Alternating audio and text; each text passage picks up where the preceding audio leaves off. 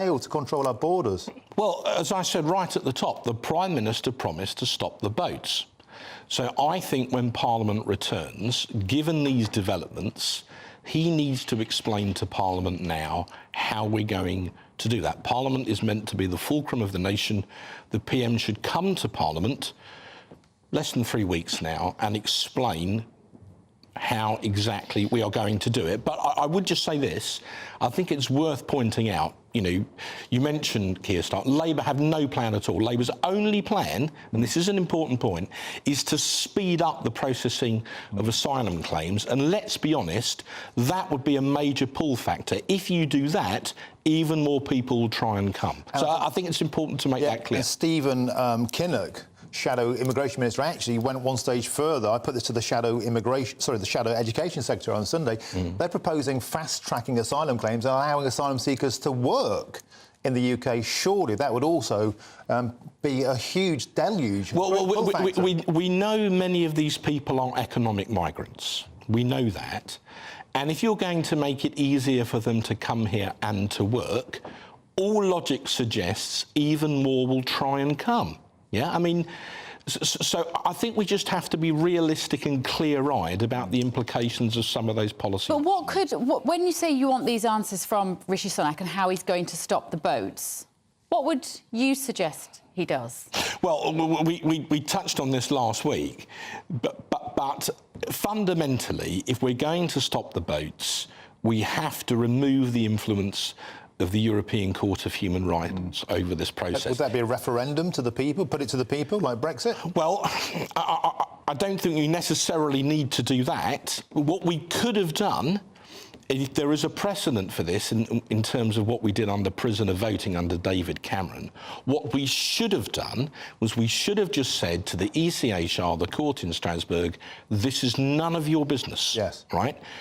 We didn't do that at the time, and we've now ended up in this kind of UK judicial loop. But we could yet do that subsequently, and I believe that we should. But why didn't we do that at the time? Well, I believe that was a mistake. Yeah. I believe there were a number of us in part who wanted to do that, but the government and the cabinet took a different view. I think the pressure is building such now that if we win that UK Supreme Court case, and we all hope that we will, I'm sure someone will attempt straight away to appeal to Strasbourg. Yes. And we have to make very plain that we won't let Strasbourg then interfere. So you're basically hoping that if the British judiciary finds in favour of the Conservative government, and then the left, the Liberals, whatever, take it to Strasbourg, that will prove, in your mind, that we're being interfered with by the EU, by the European Council, and therefore... Well, we already have control. Well, it's not just a matter of my opinion. Empirically, we have been, quotes, interfered with, as you put it, because the first flight was due to take off to Rwanda, and one Strasbourg judge issued what's called a Rule 39 order, very much at the 11th hour, to stop the plane from taking off. Yeah. Now, I believe we could have ignored that order, but we didn't. So palpably, they've interfered already. That's what led us into this mess. What do you make of the latest on the Bibi Stockholm, Mark? Let's ask you while you're here. We have this outbreak of Legionnaire's disease, the Legionnaire bacteria on the boat. Again, it's one of those things that you just think, did nobody think about this? This could have been a risk, perhaps, with the water services on these sorts of vessels. It still makes a mockery of the idea that that is any sort of solution. And given we had record influx of people that weekend, it's not a deterrent. Well, as I said last week, even, you know, if the Bibi Stockholm were full, it's only one day's worth. That's right. Yeah. So I do feel for my friend and colleague Richard Drax, who's the constituency MP who's had to deal with this and has been working incredibly hard. Look, let's be honest, last week was not the Home Office finest hour, was it? No. And I do hope that lessons will be learned from that. Because I think there have to be. But what we need is a long-term solution to this problem, and that means coming up with a very clear policy that keeps the ECHR out. What did you make of this leaked memo yesterday, apparently saying that the government know this is going to take at least 5 years to deal with this problem? What did you make of that? Where's it come from, and what does it tell us? Well, This wouldn't be the first time that a memo had been leaked to the disadvantage of the government, perhaps by some people that don't have its best interests at heart. I certainly don't think the British people are prepared to wait for 5 more years of this, do you? No. So to come back to where I started, the Prime Minister promised he would stop the boats. He needs to come to Parliament now and explain how he's going to do it. Quickly on the RAF bases that are being used, there's Wethersfield, there's Scranton, there's also Linton on Ouse that was knocked back. I went to Linton on Ouse, I spoke to a lot of locals around there. They were horrified at the prospect of 500 military-aged men being dumped in a tiny village. Isn't the point here, Mark, it's not about the detail of the length of contract. The British public simply don't want these RAF bases anywhere near the community. It's not about how long they're there for, it's about they shouldn't be there at all. Well, yeah, this, I'm kind of in what we would call what the Americans would say is violent agreement. At the end of the day, it's not a question about where you put them. The question is, how do you stop them coming? If you can stop them coming, you then don't get into all of these debates. So that is the fundamental point that we need to address. Okay. We don't go anywhere, Mark, because we want to bring you into this next interview as well. We're going to be talking about the fact, well, we're going to be talking to somebody who thinks that he's a Brexiteer, isn't he? But he's a left-wing Brexiteer. Let's find out. I think is rather unusual. So there's this poll out today. So 46% of voters in a YouGov survey claim they want a second referendum on Brexit within the next decade. That's right. Although Labour have said it would renegotiate parts of the divorce deal to deliver a closer trading relationship with the EU. Would you like to see a second Brexit vote? Well, we're joined now by former Labour advisors Jeremy Corbyn, James Schneider. Good morning, James. Thank you very much for joining us. So what do you make of this YouGov poll with a significant number of people saying that they would like a second referendum, not right now, but at some time in the future? Well, just to clear up one thing, I'm not a left-wing Brexiteer. I campaigned for Remain, but when the majority of people voted to leave, I thought that we should leave because that was a democratic thing to do. OK. I stand corrected. But I don't want to have a second referendum either. I think that a lot of the Brexit debate was not terribly helpful. And Brexit isn't just one thing. Britain needs to find a new geoeconomic strategy. And we could have found one through a particular type of Brexit, a more kind of left-wing socialist type of Brexit. But that's not what we're getting. And we're also not getting probably what you all want, a kind of, more right-wing, more libertarian type of Brexit. And instead, we're just getting a version of what we had before, but a less good version of that. So I can see why there's a lot of so-called... James, I think you just described yourself as I think you did just describe yourself as somebody that would like to see a socialist type of Brexit. But what would that look like? Just explain that to me. So we'd use the powers that we took back from the EU to expand public services and to invest in industries and technologies that we need, to take more of the supply chain back into the UK, to use public procurement to advance social, economic and ecological ends. So it would be about that sort of, thing. OK, James. But anyway, that's very much not what's happening. And James, that is why I absolutely believe that Jeremy Corbyn was a Brexiteer, because he wanted to nationalise everything, and he couldn't do that under the European Union. Mark Francois, turning to you, do you think the Remain establishment will ever accept the Brexit referendum, or will this best of three rattle on for decades and decades to come? I think there will be a lot of people in what you call the Remain establishment, others might call the blob, who will never come to terms with it. But this I know. I sat in Parliament for 3 years, night after night, week after week, month after month, watching Keir Starmer collude with pro-Europeans across the House to do everything he could to keep us in the EU, and also he was calling night after night for a second referendum. That's where his heart lies. That said, I believe they wouldn't want to risk it, because if you remember in the referendum we did have, right until the last minute, the polls said Remain was going to win, pretty much. So they wouldn't want to grant a poll. They'd do it all by grandmother's footsteps. It'd be, or perhaps we should be a bit more closely aligned to the single market, or maybe we should rejoin the customs union. Oh, look, we're almost back in, so we might as well go the whole hog. They would deny the British people the choice. Why? Because in his heart of hearts, I saw him night after night, Keir Starmer remains a Remainer. James, is that the direction of travel? Do you think baby steps, death by 1,000, paper cuts, endless treaties, closer alignment, and then Starmer can pop the big question in a decade's time, which is what this poll says? So I think it's very comforting for politicians who are in the Leave camp to say that it's all the fault of Remain politicians who then tried to stifle it. Because, of course, there were Remain politicians who were trying to stifle it. That's true. But the reason it hasn't worked isn't because of their stifling. It's because none of the Leave campaigners had any plan for what we would do after we left. There isn't a plan, and so we haven't followed one.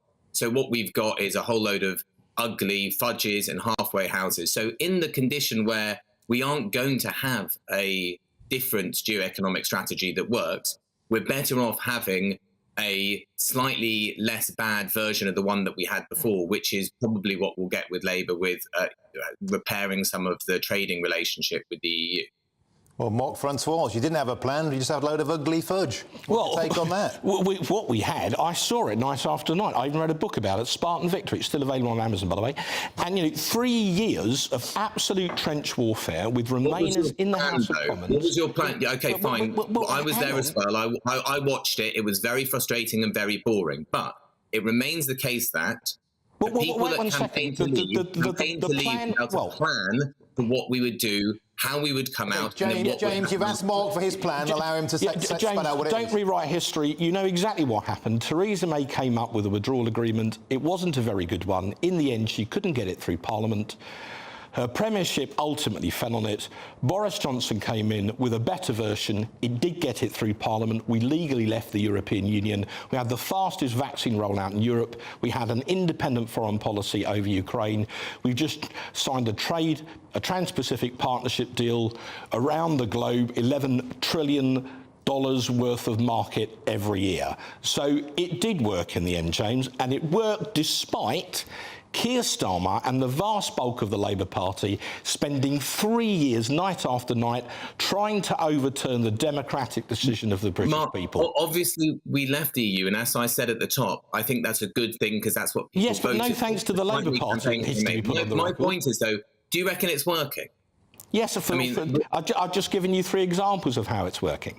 So, yes, I do believe that it's working. Let's take the terrible corporate rights enhancing, farmer hurting TPP deal that you had, which is tiny in trade. It's 0.0 blah, blah, blah, blah. It's going to increase, and it enhances corporate rights. Well, sorry, it's a market of up to $11 trillion a year. That's not tiny, is it?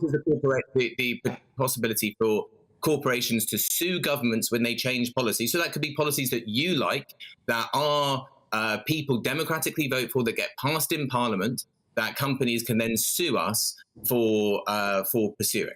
That's not some fantastic way. I know where you're coming from, James. Talking about an independent foreign policy. Our foreign policy in Ukraine would have been absolutely the same, regardless of whether we're in the EU or not. The EU wasn't a foreign policy. Well, I'm sorry. We all know what Jeremy Corbyn's policy is. The same as the EU. James, I'm sorry.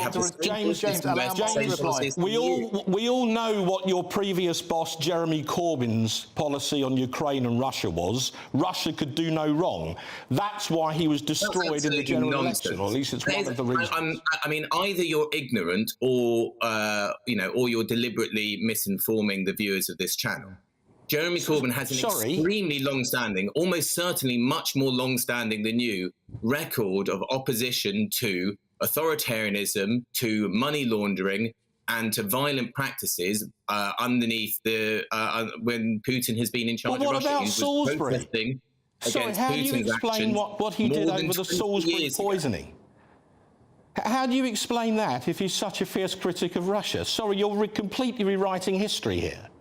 No, I didn't hear what you said. Jeremy Corbyn tried to explain away what Russia had done. I was in the Commons, I saw him do it.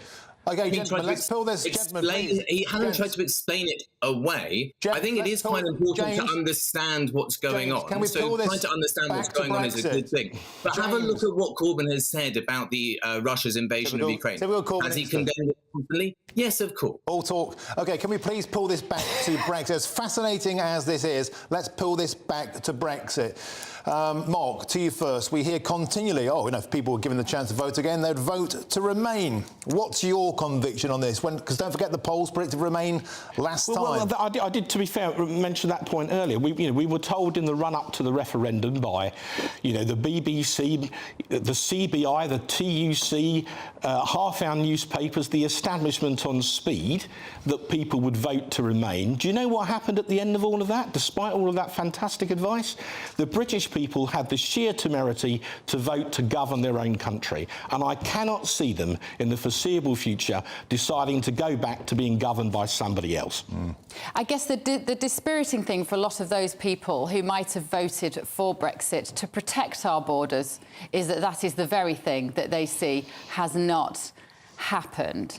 In fact, it's got worse in terms of that. Let me just ask you, James, what would the Labour Party do about that issue? We talk about it all the time on this channel. What would Labour do differently with our immigration situation? I'm really not a spokesperson for the current leadership of the Labour Party, so I couldn't tell you what they would do. What do you think they should do, from your own personal experience? Something quite similar to what the current government is doing, but feeling a bit more squeamish about it. OK, one final question to both of you. So hang on a minute. So you mean doing what the Conservatives are doing, but feeling like maybe their heart isn't entirely in it, but they need to do it because it's what the British public want?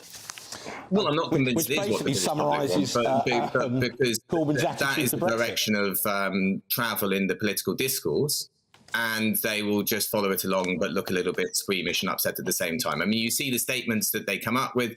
They adopt the same framing as the government and the billionaire-owned media, and don't really put forward other solutions. Unfortunately, that's the way this debate's going. OK, final question to both of you. First of all, to you, Mark. Only 30% of people in this poll believe Brexit actually got done. Did we do Brexit, Mark, or did we do a watered-down version of Brino? No, we legally left the European Union. We have left the EU. But I do think it's fair to say that the government needs to do more to explain the benefits of Brexit. I've had a go at laying some of them out this morning, but I do think the government needs to redouble its efforts in order to get that across to the British people. Final word very quickly to James, if we could. We're very tight on time. Did we get Brexit done, James? I mean, we've left the EU, but Brexit wasn't really about changing our institutional arrangements with the EU. It was a very good slogan. It was an extremely good campaign. But when it actually gets into coming up with policy, it's really quite difficult, which is why, despite Mark valiantly putting forward three things which aren't guys, we have to leave it there. James Schneider, Mark Francois, spirited debate. Thank you very much. Right, we're going to the weather. See you in a mo. The temperature's rising. Boxed Solar, proud sponsors of weather on GB News.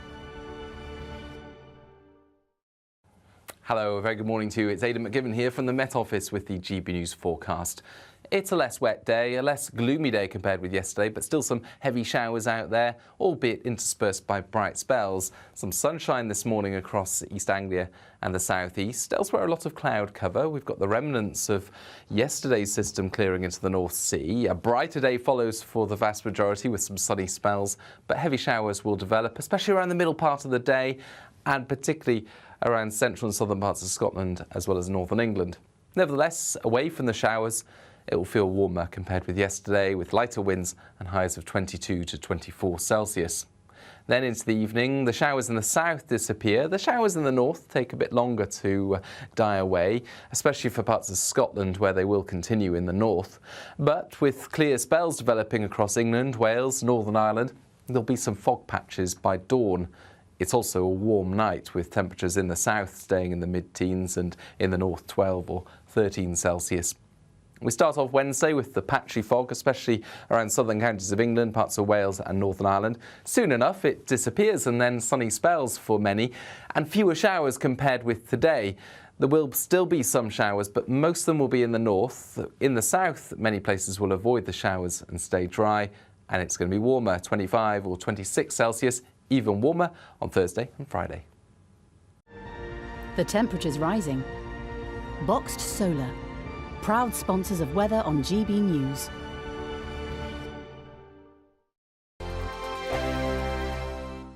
What you get for breakfast is something that, if we do our jobs right, you will wake up to news that you didn't know the night before. It's a conversation. It's not just me and Eamon. We want to get to know you, and we want you to get to know us. From 6, it's Breakfast with Eamon and Isabel. Monday to Thursdays on GB News. Britain's news channel. Westminster is going around in ever-decreasing circles, followed by the media. Britain is broken. How on earth did we get into this mess? But more importantly, how do we get out of it?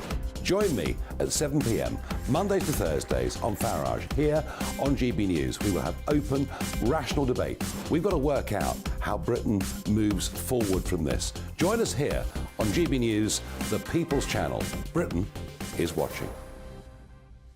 When the news happens, it happens here. And really important breaking news. Breaking news this morning. On TV, radio and online, the news starts here on Britain's Newsroom. All the biggest stories and the answers that you need from across the UK and beyond. Join Britain's Newsroom from 9:30 on GB News. The People's Channel, Britain's news channel. Join me, Patrick Christie's Monday to Friday, 3 till 6. We tackle the day's news agenda like you've never seen before. It's high tempo, high octane, the most controversial topics and the best guests. You will not be able to take your eyes and ears off it. I'm not afraid to ask the questions that you really want answered. 3 till 6 p.m, Monday to Friday on GB News, the People's Channel, Britain's news channel. People in Britain, they love free speech, but they also love fair play. I don't care if I'm speaking somebody from a trade union, from the Labour Party, somebody from the SNP. And I think the viewers like to see that actually we can challenge one another, but in a positive way. We think we ask the questions that people want to ask, and often we ask the questions that we wanted to ask in Parliament but never got the chance to ask. So join us every Saturday, 10 a.m. till noon on GB News, Britain's news channel. Hi, I'm Dan Wootton. You can watch me live on GB News Monday to Thursday from 9 p.m. And did you know that you can also watch and listen live on our website, gbnews.com. You'll always be up to date on the latest breaking news, as well as enjoying the best stories, opinions and shows. You can even join the debate under our live player as you're watching. So head straight to gbnews.com on TV, radio and online. GB News, Britain's news channel. It's all about family, being in people's living rooms, all the interaction and getting to know who our viewers and listeners are. When I was young, my dad used to say, Nana, stop arguing. I wanted an outlet that would enable me to give my opinion. People are going through a really hard time right now, and I know that you don't feel like you're being listened to by the establishment. I came to GB News because it's the People's Channel, and I want the audience to have their say on the events of the day. We're dynamic. We do something different. Democracy shows that the wisdom of the nation is in its people. I get to travel to find out what the story is from a personal perspective. The British people aren't fools. We know when we're not being told the full story. We've got to work out how Britain moves forward from this. It's the best country in the world. The establishment had their chance. Now we're here to represent your views. Britain's watching. Britain's watching. Britain's watching. We're proud to be GB News, the People's Channel, Britain's news channel.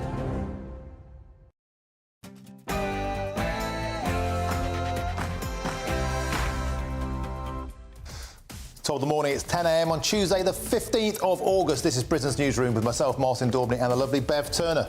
Thank you for joining us this morning. There has been a huge increase in illegal immigrants working in the food delivery sector. We've had exclusive access as officers launched major raids across the UK. Mark White will be here to tell us all about it. And Donald Trump has been charged by a Georgia court with trying to illegally overturn the 2020 election. It's the fourth set of charges for the former president, but will this derail his re-election hopes or have no effect whatsoever?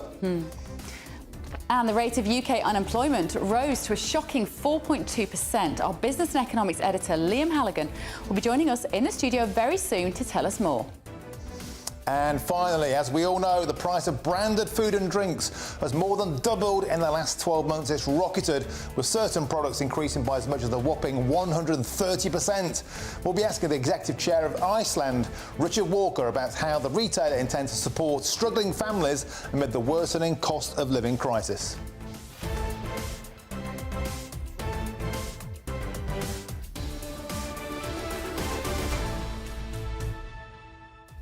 And we're going to have more debate this morning. Our panellists will be in soon also. First of all, though, here's Paul Hawkins with the news.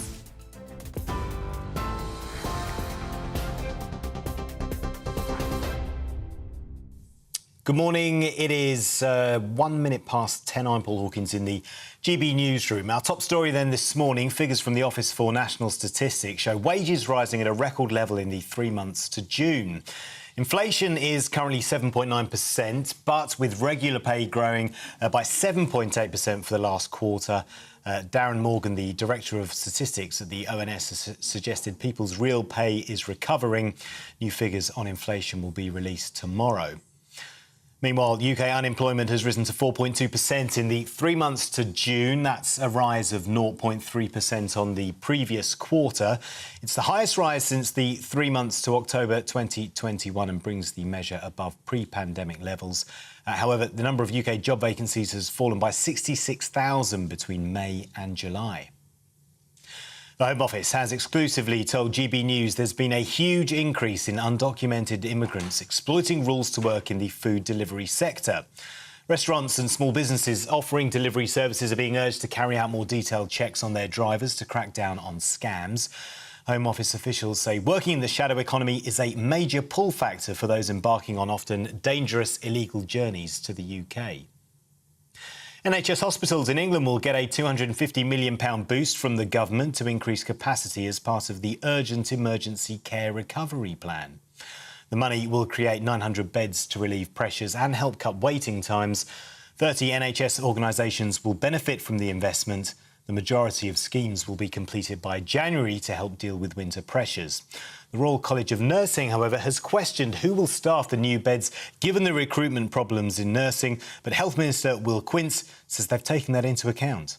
Staffing is a key component of this plan. The additional staffing numbers will come from that £1 billion budget, so the additional revenue funding which will flow through NHS England through to those 30 trusts. We have, of course, over the past year seen an additional 6,000 doctors and 15,000 nurses, but each of those trusts that have committed to build those 900 additional beds within their trusts have assured us and NHS England that they will be able to staff them with the funding supplied. 34,000 online grooming crimes have been recorded during a 6-year period from 2018. It comes as the Online Safety Bill is expected to become law in the autumn. The NSPCC has called on MPs and tech giants to back the bill, which face repeated changes and delays to the proposed legislation. Citing data from 42 UK police forces, the charity says that 6,350 offences related to sexual communication with a child were recorded last year. Speaking to us earlier, former police officer and podcast host Oliver Lawrence says monitoring online activity is proving to be more complicated than imagined. People are obviously slightly concerned that this is encroaching on their ability to have a level of privacy, but I think when we're talking about the concerns around people grooming children, I think there's a line in the sand there, and we've got to make sure that the priorities around safeguarding young people online. How do we do that? We do that through legislation, making sure it's keeping up with the tools that are appearing online. We've got, say, the education piece and making sure it all comes together to effectively create as safe environment as we possibly can do. It's a very difficult area to navigate. The Liberal Democrats say the Prime Minister should apologise to students who miss out on their expected grades this week. This comes as analysis from the London School of Economics suggests they each lost 48.5 days of learning during the pandemic. The Lib Dems said no student should be forced to miss out on a university place because of the government's incompetence. The Northern Ireland Secretary, Chris Heaton-Harris, says lessons must be learned from the devastation caused by the 1998 Omagh bombing. 29 people were killed when Republican terrorists attacked the County Tyrone village 25 years ago. No one has been convicted for the attack. Alliance leader Naomi Long says the UK government's announcement of an independent statutory inquiry will bring some relief for grieving families. Ireland's Deputy Prime Minister says his country will cooperate fully with the UK inquiry. The RAF has scrambled jets to intercept 2 Russian bombers travelling north of the Shetland Islands. The bombers were monitored by RAF Typhoons in international airspace as they passed to the north of the UK. Armed Forces Minister James Heappey said RAF crews maintain a constant watch over UK airspace and are always ready to keep our country safe. Elsewhere this morning, former US President Donald Trump has been indicted for a fourth time. A grand jury in Georgia issued an indictment accusing him of trying to overturn his 2020 election loss to Joe Biden. 13 felony charges have been brought against Mr. Trump, including falsely testifying to lawmakers that election fraud had occurred and urging state officials to violate their oaths of office by altering the election results. He's the frontrunner as the Republican nominee in the 2024 presidential election. Mr. Trump denies any wrongdoing. This is GB News across the UK, on TV, in your car, on digital radio and on your smart speaker by saying play GB News. Now it's back to Martin and Bev.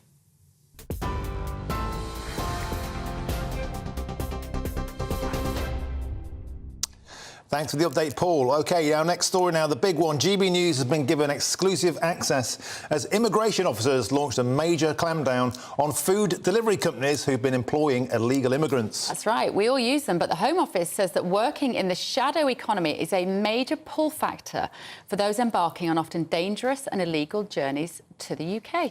Our Home and Security Editor, Mark White, was with enforcement officers as they carried out raids across the country. In towns and cities across the UK, these delivery drivers are everywhere. We all use them, but increasingly, the person who turns up at your door is breaking the law. We can reveal a massive surge in the number of illegal immigrants working in the delivery sector. We're with immigration enforcement officers in Brighton city centre, a joint operation with Sussex Police as they target the delivery drivers they suspect of working illegally. Police have just stopped this rider on the seafront.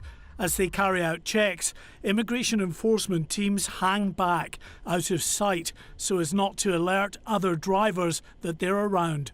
This rider's documents checked out and he was cleared to go. Just round the corner, other immigration officers have stopped an Indonesian delivery driver. But he is currently under arrest though. First of all, I need to take a photograph of him. Checks on him indicate he is working here illegally and likely faces deportation. Just 4 years ago, immigration enforcement were only really encountering a handful of illegal immigrants working in the gig economy. Now it's vast. It is one of the key target areas for these officers. This operation is part of a major crackdown specifically targeting those exploiting the gig economy, where legitimate self-employed delivery drivers often rent out their accounts to undocumented workers. They're undercutting legitimate employers and they're undercutting legitimate employees, both who are trying to undertake things playing by the rules. And it really is a major issue.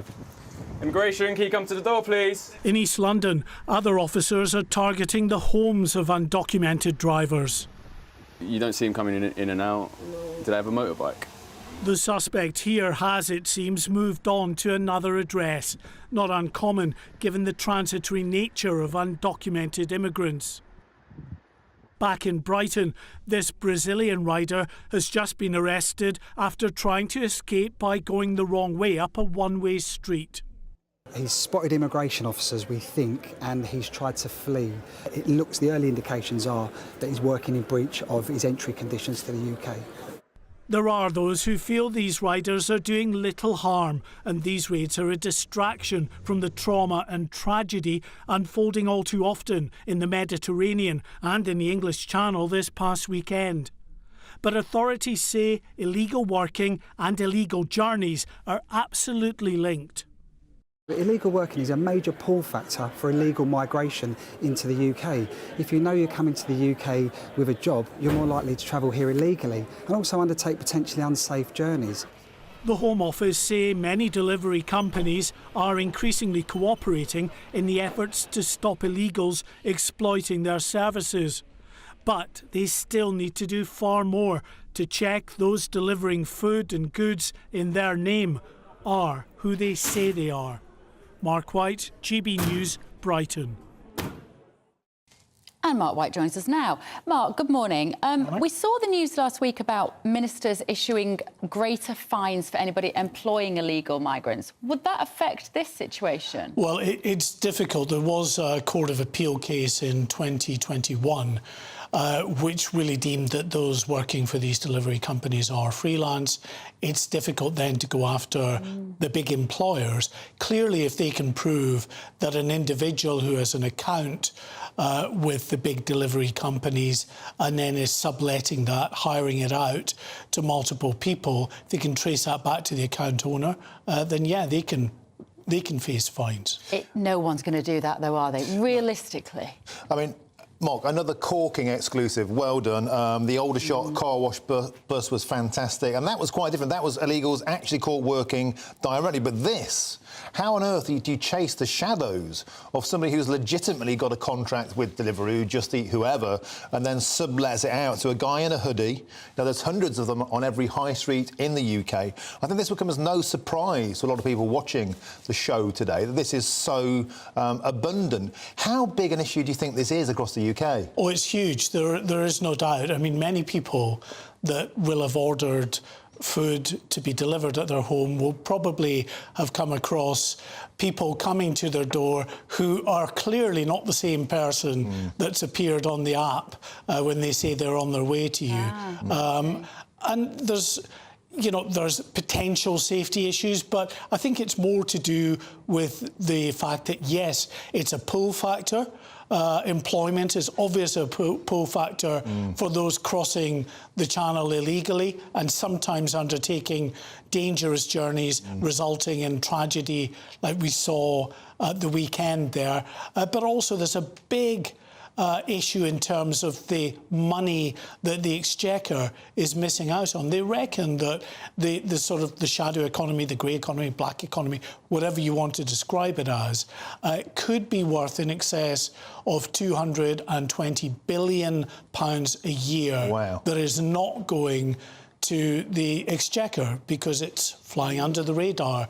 It's cash-in-hand jobs. Wow. And that's, yes, delivery drivers, but more generally in the gig economy, you know, the freelance employees doing work in car washes, in nail bars, in barber shops, wherever it might be.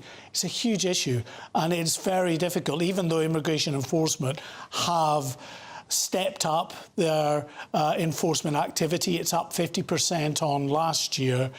It's just a drop in the ocean, really, compared to what they're facing. Do you think, Mark, the part of the issue here is that all of us now are so used to having our lives brought to our doorsteps via delivery drivers, we've become addicted to the delivery service, and also business is addicted to cheap labour. We saw that with the Brexit referendum. We're now seeing it with illegals being pulled here, getting through the back door into the economy like this. It's part of the problem that we want everything to be cheap, and therefore it creates a form of slave labour.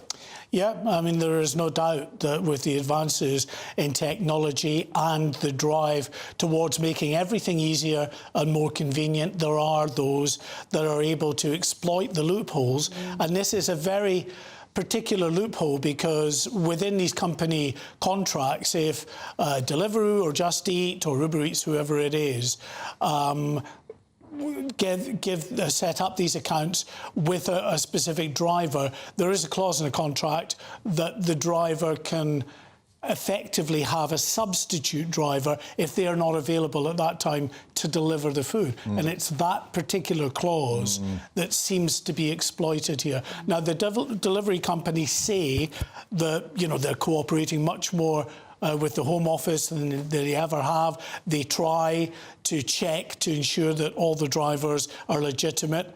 And I think many of them are. That's the thing. It is legitimate drivers who are acting unlawfully.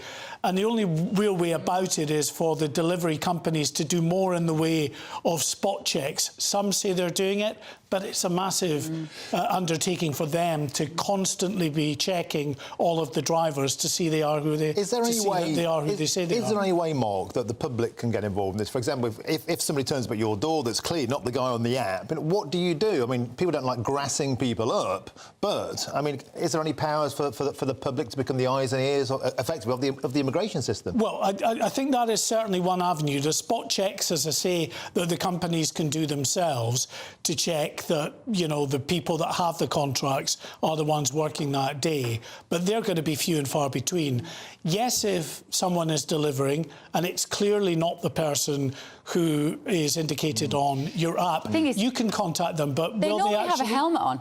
So you're not going to know who it is anyway. Yeah, you know, it's a brilliant way of, like you say, ducking under the radar and working the system. And it's costing us a fortune. Looking at all those police officers there and, you know, knocking on doors and arresting people, like, oh, can we just fix this problem, please? Stop costing us so much. And you were out on those raids, right? So you're seeing, what, 10 coppers trying to chase one guy who's not even there? Yeah, I mean, it's a massive undertaking. I mean, this is immigration enforcement, but they do these operations, as this particular one at the weekend was, in conjunction with Sussex Police.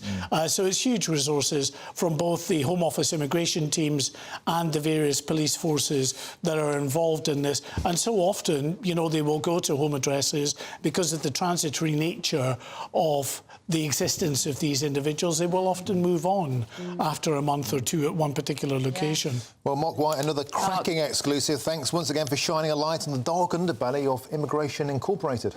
Right, you've been getting in touch with us this morning, very briefly. Anne has been saying we're talking about 50% of people apparently would have another EU referendum. If the UK was to return to the EU, we would be compelled by them to take even more migrants as part of the return agreement. France is knowingly aiding and abetting illegal migration and people trafficking gangs. It's probably doing it with £500 million that we're giving them. There you go. Leon says, good morning, Bevan Martin. Good morning to you, Leon. I was horrified in 2016 when I believed we'd left the clutches of the EU, only to find out that MPs have covered their bases with laws.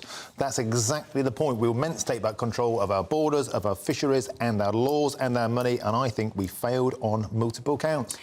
Let us know your thoughts this morning. gbviews@gbnews.com is the email address. And still to come, the Executive Chair of Iceland, Richard Walker. He's also a friend of this show, I like to think. He's going to be in the studio to talk about the increased price of branded products. Yeah, we're GB News, Britain's news channel. And first, here's your weather. That warm feeling inside. From Boxed Boilers. Proud sponsors of weather on GB News. Hello, much of the UK are enjoying some pretty fine weather this week, with lots of sunshine around. Yes, there will be a few showers here and there, but most places will be dry and feeling warm in that sunshine as well. If we look at the pressure pattern then, you can see high pressure really continuing to build in from the west. That's what's bringing increasingly fine, dry and sunny weather across the country. Still a few showers towards the northeast, closer to that area of low pressure though.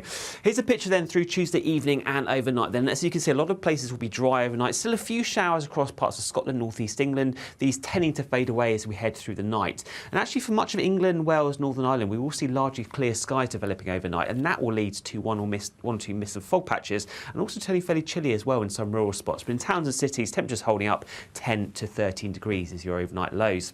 So under those clear skies, we're going to have a pretty fine start for much of the country first thing on Wednesday morning. A lot of sunshine, particularly across England, Wales, Northern Ireland. More cloud, though, continuing to affect parts of Scotland, with again one or two showers.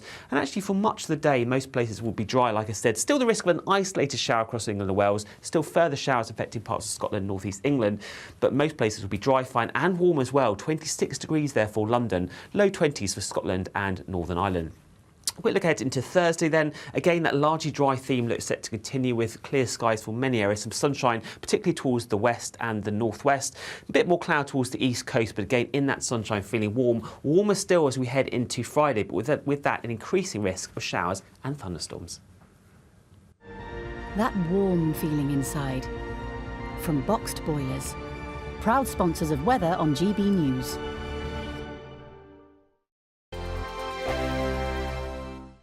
The Live Desk with me, Mark Longhurst. And me, Pip Thompson.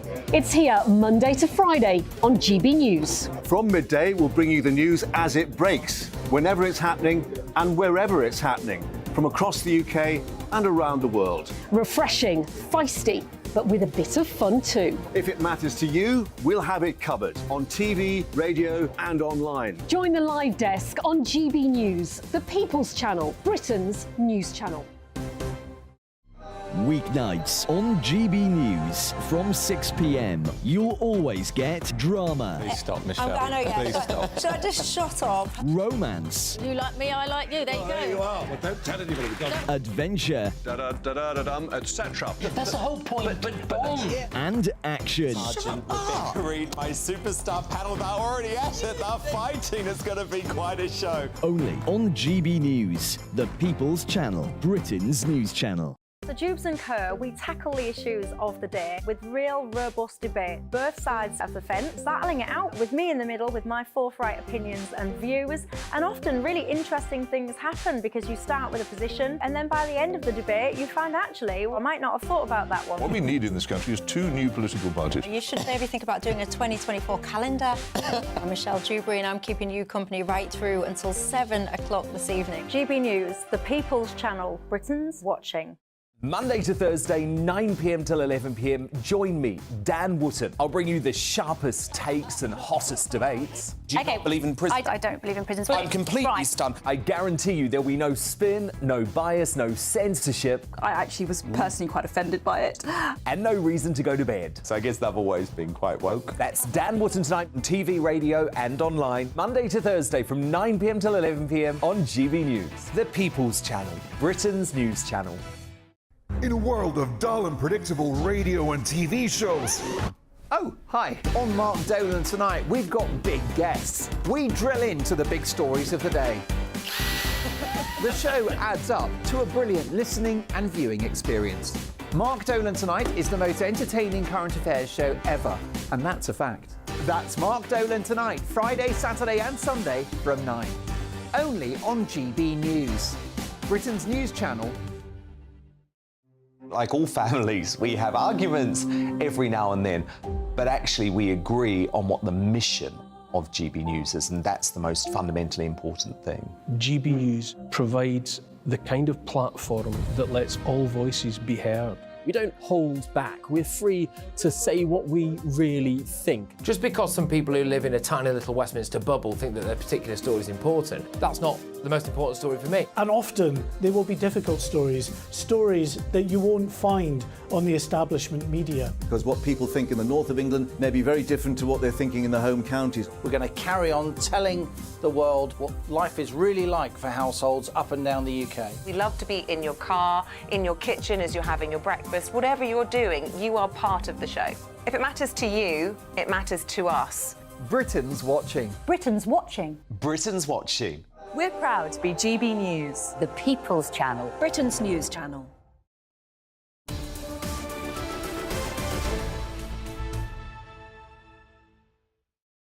Very good morning. It's 10:23 with Britain's Newsroom on GB News with Martin Daubney and Bev Turner. Now, the consumer group Which have revealed that some branded products have more than doubled in price over the last 12 months. I didn't need Wix to tell me that. Yeah. Wix? Not Wix, Which. That's completely different shopping. I'm doing a new bathroom, that's why Wix is on my mind.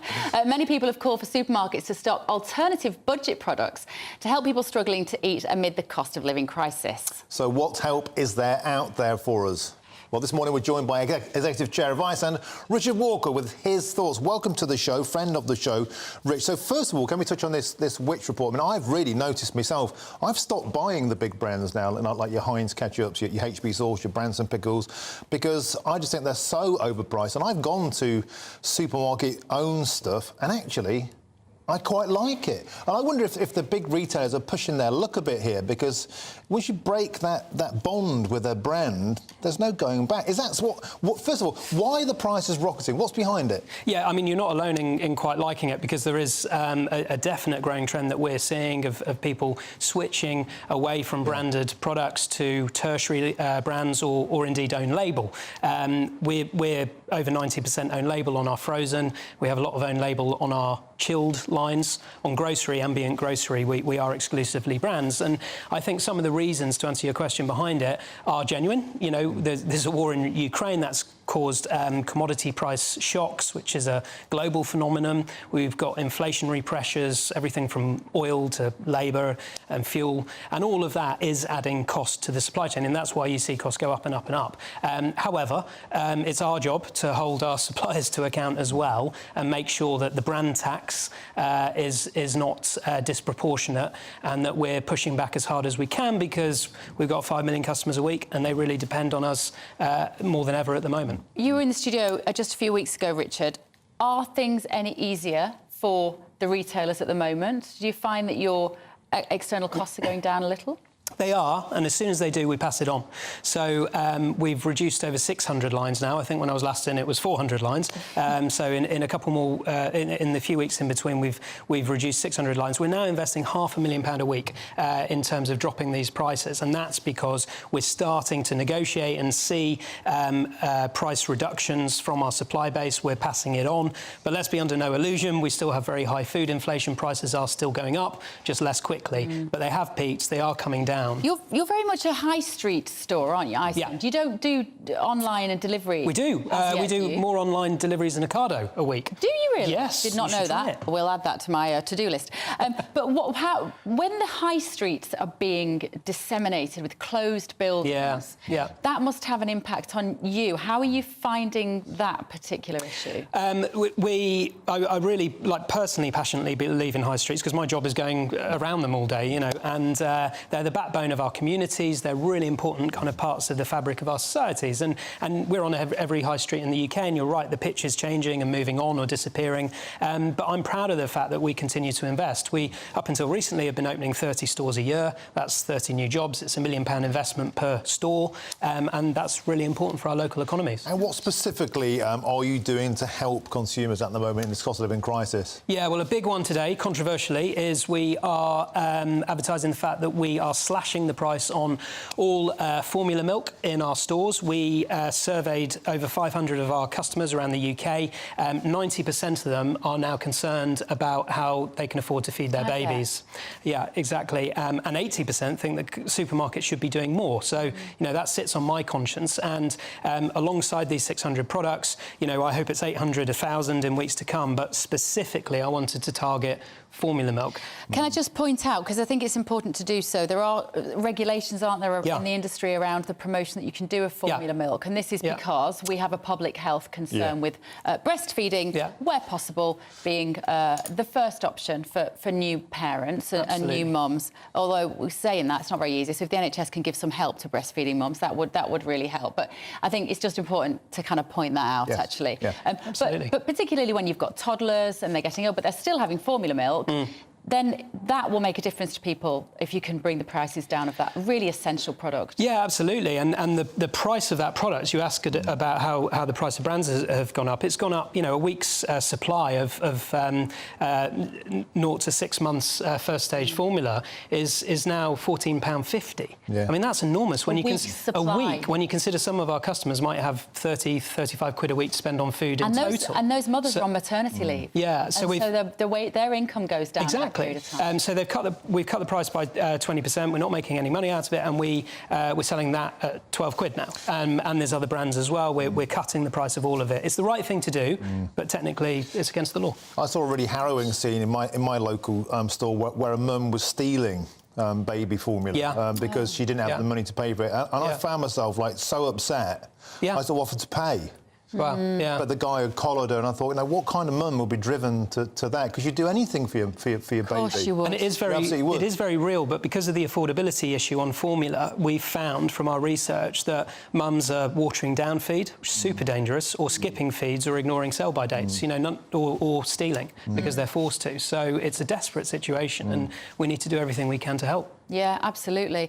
And you said then you're still opening. Are you still opening that many stores every week? We've pulled back a little bit. Times are tough. We have to tighten our belts, but we are still opening quite a few shops every year, and we're right-sizing our portfolio. We do close a couple of shops a year as well, as leases come up. But overall, we're growing our estate, and I very much hope in a year or two's time we'll be back to opening 30, 35 shops a year. In fact, our Food Warehouse brand is now the fastest-growing retailer in the UK. That's on out-of-town retail parks. So that's remarkable. Yeah, we're private family business. We're trying to do the best we can and just we don't take any dividends. We just reinvest it all back into the business. Yeah, well, it's a success story, Richard, and it's always good to see you. And thank you for doing what you're doing, particularly for families. Especially young mums. Super. You've all been getting in touch with us this morning.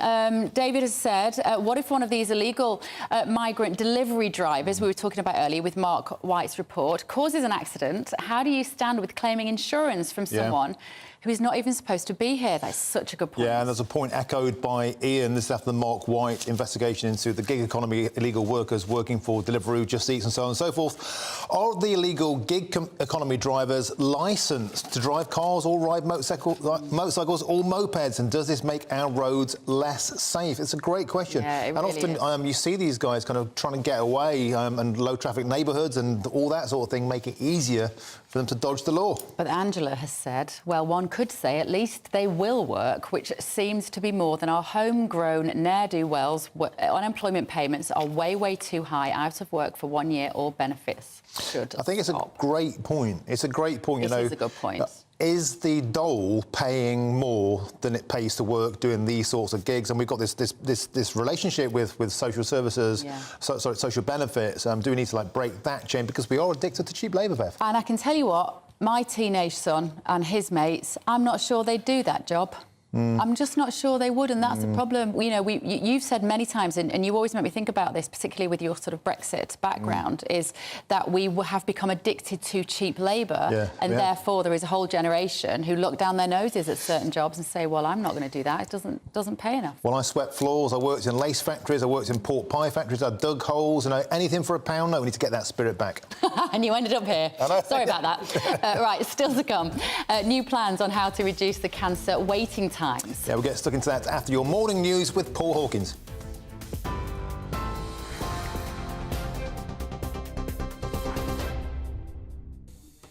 It's 10:31. I'm Paul Hawkins in the GB Newsroom. Our top story this morning then, figures from the Office for National Statistics show wages rising at a record level in the 3 months to June. Inflation is currently 7.9%, but with regular pay growing by 7.8% for the last quarter.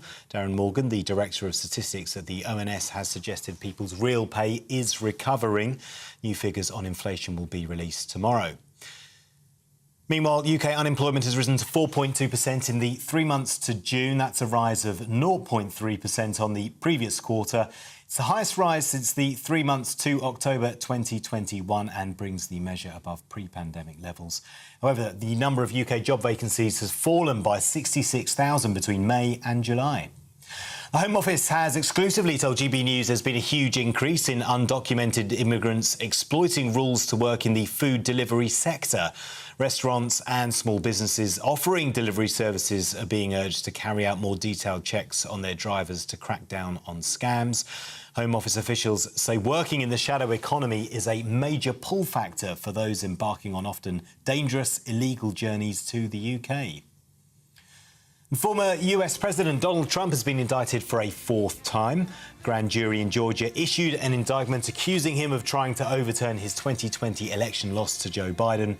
13 felony charges have been brought against Mr. Trump, including falsely testifying to lawmakers that election fraud had occurred and urging state officials to violate their oaths of office by altering the election results. He is the frontrunner as the Republican nominee in next year's presidential election. Mr. Trump denies any wrongdoing. You can get more on all of those stories by visiting our website, gbnews.com.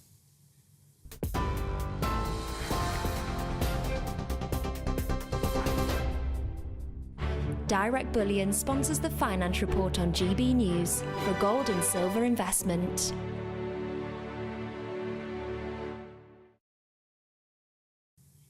Here's a quick snapshot of today's markets. The pound will buy you $1.2707 and €1.1627. The price of gold is £1,498.58 per ounce, and the FTSE 100's at 7,417 points. Direct Bullion sponsors the Finance Report on GB News, investments that matter. Still to come, interesting news about how to reduce cancer waiting times. There are 3 new pledges to help. Yeah, we're joined by the legendary Carol Sikora on that. This is Britain's Newsroom on GB News with Martin and Bev. What you get for breakfast is something that, if we do our jobs right, you will wake up to news that you didn't know the night before. It's a conversation. It's not just me and Eamon. We want to get to know you, and we want you to get to know us. From 6, it's Breakfast with Eamon and Isabel. Monday to Thursdays on GB News, Britain's news channel. Westminster is going around in ever-decreasing circles, followed by the media. Britain is broken. How on earth did we get into this mess? But more importantly, how do we get out of it?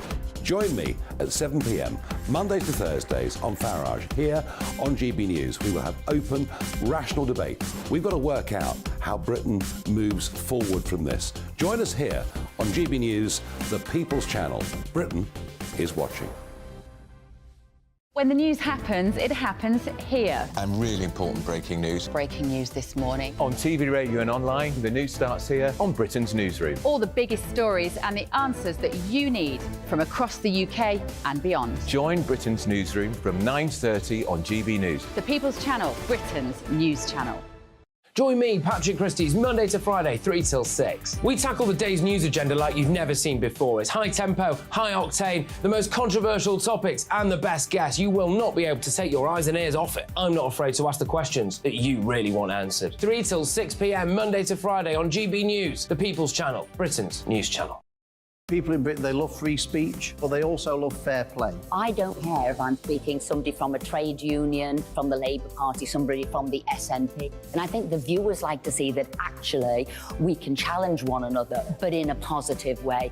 We think we ask the questions that people want to ask, and often we ask the questions that we wanted to ask in Parliament but never got the chance to ask. So join us every Saturday, 10 a.m. till noon on GB News, Britain's news channel.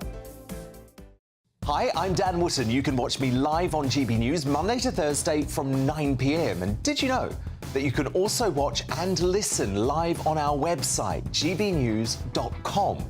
You'll always be up to date on the latest breaking news, as well as enjoying the best stories, opinions and shows. You can even join the debate under our live player as you're watching. So head straight to gbnews.com on TV, radio and online. GB News, Britain's news channel. It's all about family, being in people's living rooms, all the interaction and getting to know who our viewers and listeners are. When I was young, my dad used to say, Nana, stop arguing. I wanted an outlet that would enable me to give my opinion. People are going through a really hard time right now, and I know that you don't feel like you're being listened to by the establishment. I came to GB News because it's the People's Channel, and I want the audience to have their say on the events of the day. We're dynamic. We do something different. Democracy shows that the wisdom of the nation is in its people. I get to travel to find out what the story is from a personal perspective. The British people aren't fools. We know when we're not being told the full story. We've got to work out how Britain moves forward from this. It's the best country in the world. The establishment had their chance. Now we're here to represent your views. Britain's watching. Britain's watching. Britain's watching. We're proud to be GB News, the People's Channel, Britain's news channel.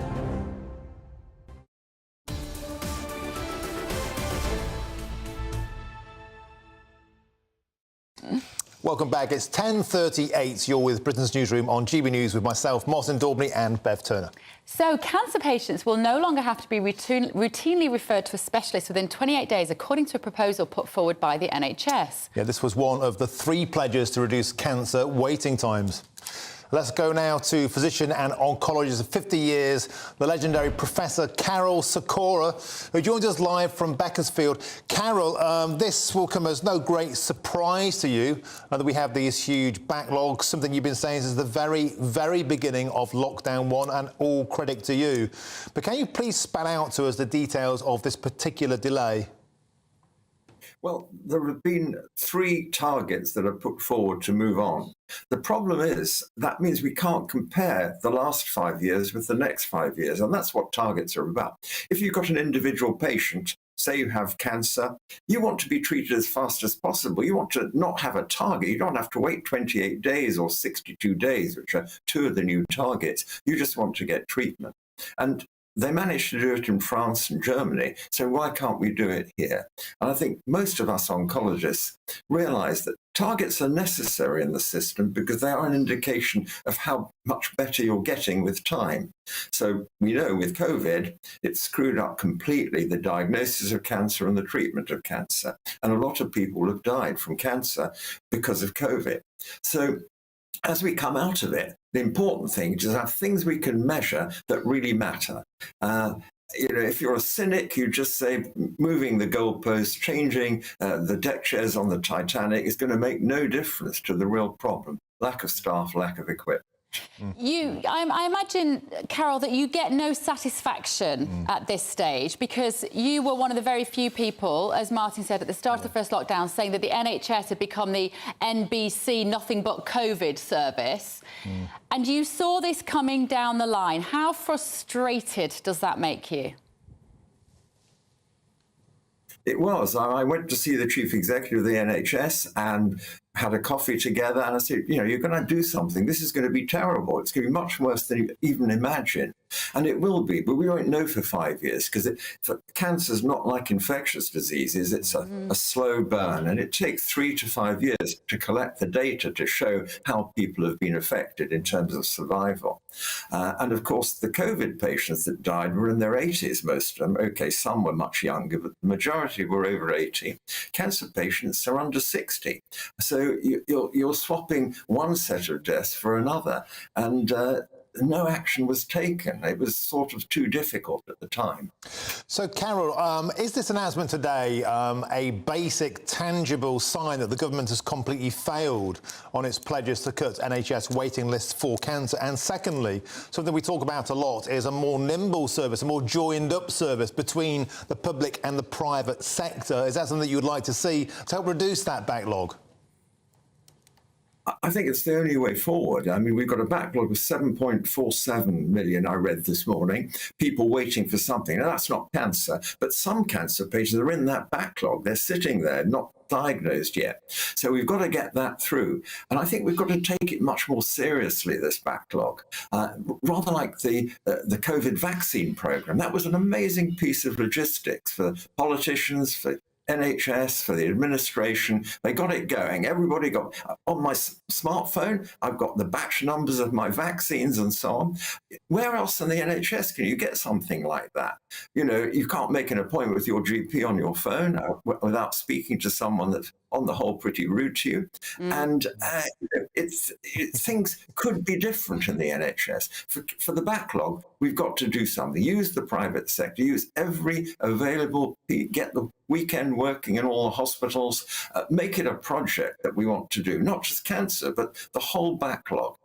It'll be handed over to the next government with the backlog still there, and it'll go on for 5 years if we don't do something now. So to some extent, Carol, we think this is a way of cooking the books, isn't it, in terms of the figures? So it all gets a little bit obfuscated and nobody can really look back and say whether the NHS won or lost this particular battle with cancer. But the idea that once you've received a cancer diagnosis, you'll start treatment within 9 weeks. That must be the most incredibly tense 9 weeks for people. And also, how much damage can certain cancers do within 9 weeks if you let the disease have a run on someone, have a head start?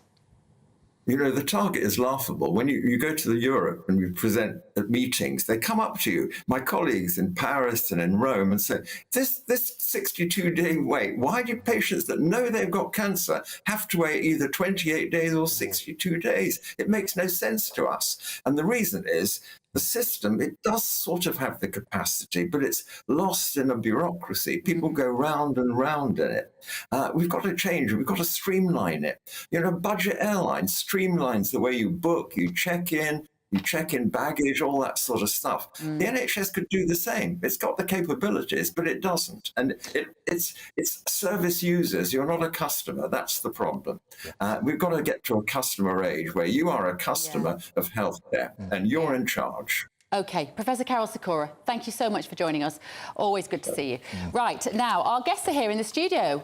Without further ado, as they say, Emma Wolf is here and also Nigel Nelson to go through some of our big stories. 2 years to the day, Emma, since the Taliban swept into the Afghan capital of Kabul. Feels like longer ago than that. Of course, Boris Johnson was Prime Minister, I think, at the time, but we had so many Prime Ministers during the last few years, it's hard to remember. And you want to talk about how the Taliban has basically trashed women's rights in that time. Oh, Kelsey, please. Absolutely. Yeah, 2 years since the fall of Kabul, as you say, the anniversary. Really interesting piece in The Eye, just outlining the incredibly depressing state of women's rights in Afghanistan. and the way the Taliban are enforcing ever stricter kind of, constraints on women's lives. I'll just give you a list of some of the things that have happened since August 2021. No women in cabinet. That was right from the start. No sports or gym visits for women. No mixed universities.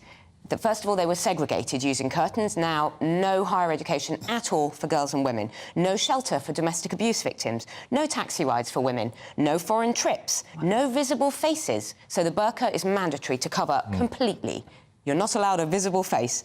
No entertainment, no university now, so there's no higher education at all.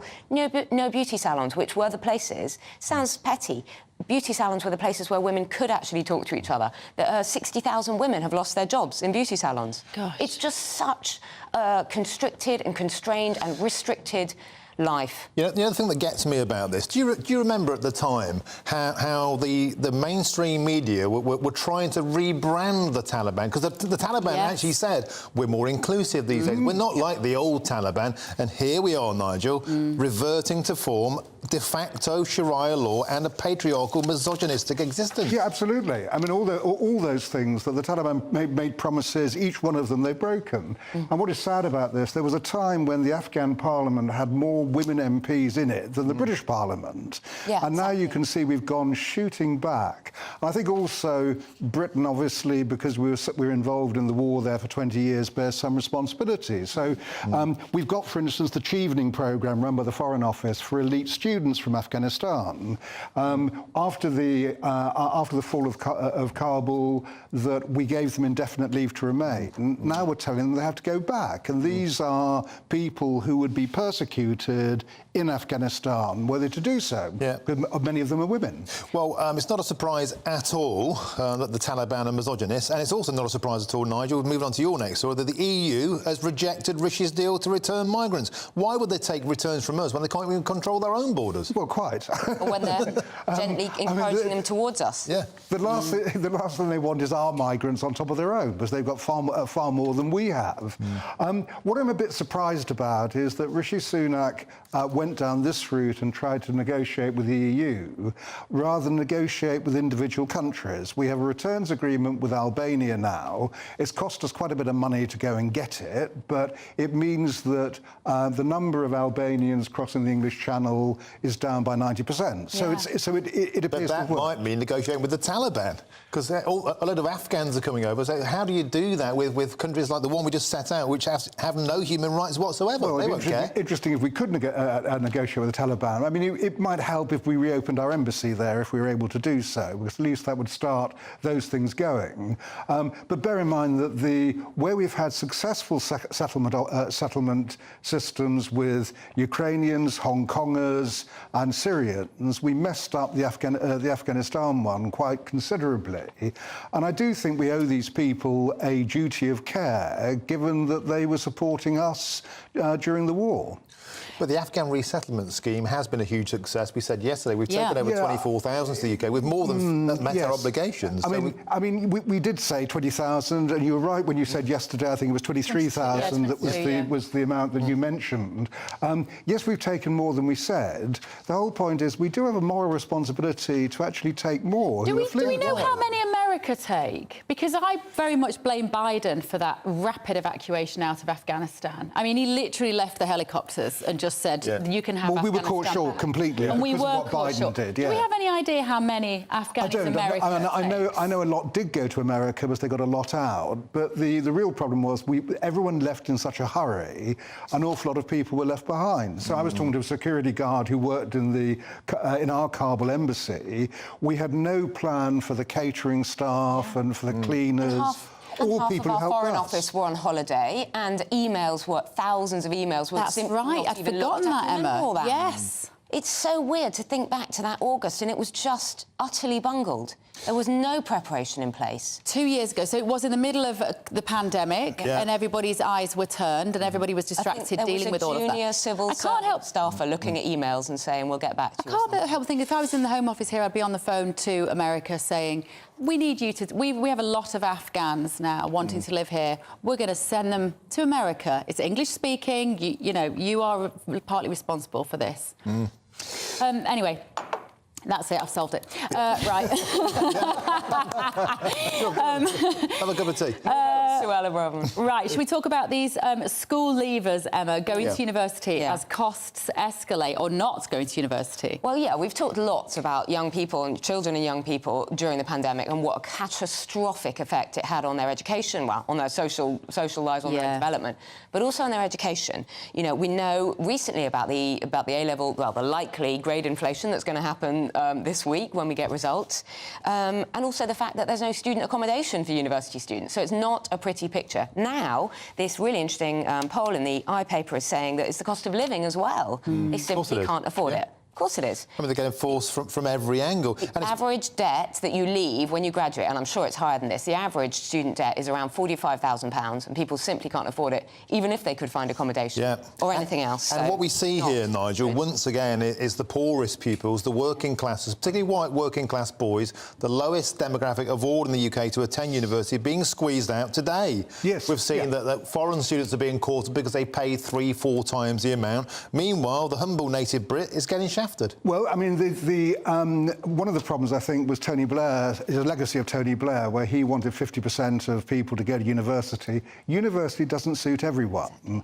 And so, obviously, you've got people who went there because of the inflation and exam grades during COVID, when teachers were actually assessing them. They've got there and they've had to drop out because they can't cope with it. So I think we ought to look at university as a more tailored approach for everybody, whoever you are. And make sure it is the right sort of choice for you. Apprenticeships are really good nowadays, and there's an awful lot you can do on that, which leads you to a job, probably much better than a university degree. We've totally neglected those proper skills, the plumbers, the electricians, all that, the builders. But value them and respect them, not just, But once again, it brings us back to that conversation. We were addicted to cheap labour, which we were importing before Brexit. But didn't we have to bring over the Poles who have built my house and all? Do we not have to bring them over because our teenagers from years gone, like you say, from Tony Blair era and slightly beyond, they weren't learning those skills. They'd already there's a huge conversation to be had about benefits being too tempting to get into those trades. We were sold the illusion by Blair that university was the route forward for everybody, and it didn't work for working class people. Nigel, I know you've been waiting a long time to have a pop at Brexit. Come on. Exporters think Brexit has done more harm than good. Story from the Times. Yeah, Martin, I don't think we should go back on Brexit, by the way. I think that we've done it now. We must keep it. But you've been hanging out here too long, Nigel Nelson. But there You've is changed. a cost to pay, and Brexiteers must recognise that price. If you think it's a price worth paying, great. I didn't, which is why I voted Remain. But here's another example. Oh, what did you vote? Pardon? What did you vote? You want to tell us again? Here's another example where there's a survey by the Business and Trade Department looking at companies exporting abroad, and as far as all these wonderful new trade deals with the rest of the world that we were promised, they're just not. It's just not working for them. It's worthwhile pointing out that exports and imports to and from the EU have increased since Brexit. Yeah, but you've got a cost on various things since then too. So, for instance, food has gone up in price by around 25% since 2019. Is that because of Brexit? What about in Germany? What about in USA? 8% of that is due to Brexit, and the reason for that is referring back to what you just said. We can't get the cheap labour we used to have through free movement. That's because, again, we're addicted to cheap labour through immigration. That's what the Remainers said all along. Anyhow. Would you just in one word, Emma? Would you like to see the Brexit referendum held again? Oh God, no. We need to do something and move on. OK, fantastic. Right, well, we are moving on. Thank you both, Emma and Nigel. You'll be back in just a little while. In the next few moments, we're going to be bringing you more details about Trump's indictment. That is after your weather forecast with Mark Wilson. The temperature's rising. Boxed Solar, proud sponsors of weather on GB News.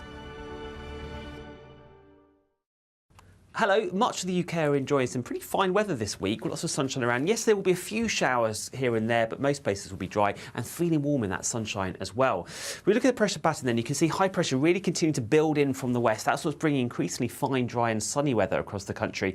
Still a few showers towards the northeast, closer to that area of low pressure though. Here's a picture then through Tuesday evening and overnight then. As you can see, a lot of places will be dry overnight. Still a few showers across parts of Scotland, northeast England. These tending to fade away as we head through the night. And actually for much of England, Wales, Northern Ireland, we will see largely clear skies developing overnight, and that will lead to one or two mist and fog patches, and also turning fairly chilly as well in some rural spots. But in towns and cities, temperatures holding up 10 to 13 degrees as your overnight lows. So under those clear skies, we're going to have a pretty fine start for much of the country first thing on Wednesday morning. A lot of sunshine, particularly across England, Wales, Northern Ireland. More cloud, though, continuing to affect parts of Scotland, with again one or two showers. And actually for much of the day, most places will be dry, like I said. Still the risk of an isolated shower across England and Wales. Still further showers affecting parts of Scotland, North East England, but most places will be dry, fine and warm as well. 26 degrees there for London, low 20s for Scotland and Northern Ireland. Quick look ahead into Thursday then. Again, that largely dry theme looks set to continue with clear skies for many areas. Some sunshine, particularly towards the west and the northwest. A bit more cloud towards the east coast, but again, in that sunshine, feeling warm. Warmer still as we head into Friday, but with that an increasing risk of showers and thunderstorms. The temperature's rising. Boxed Solar, proud sponsors of weather on GB News.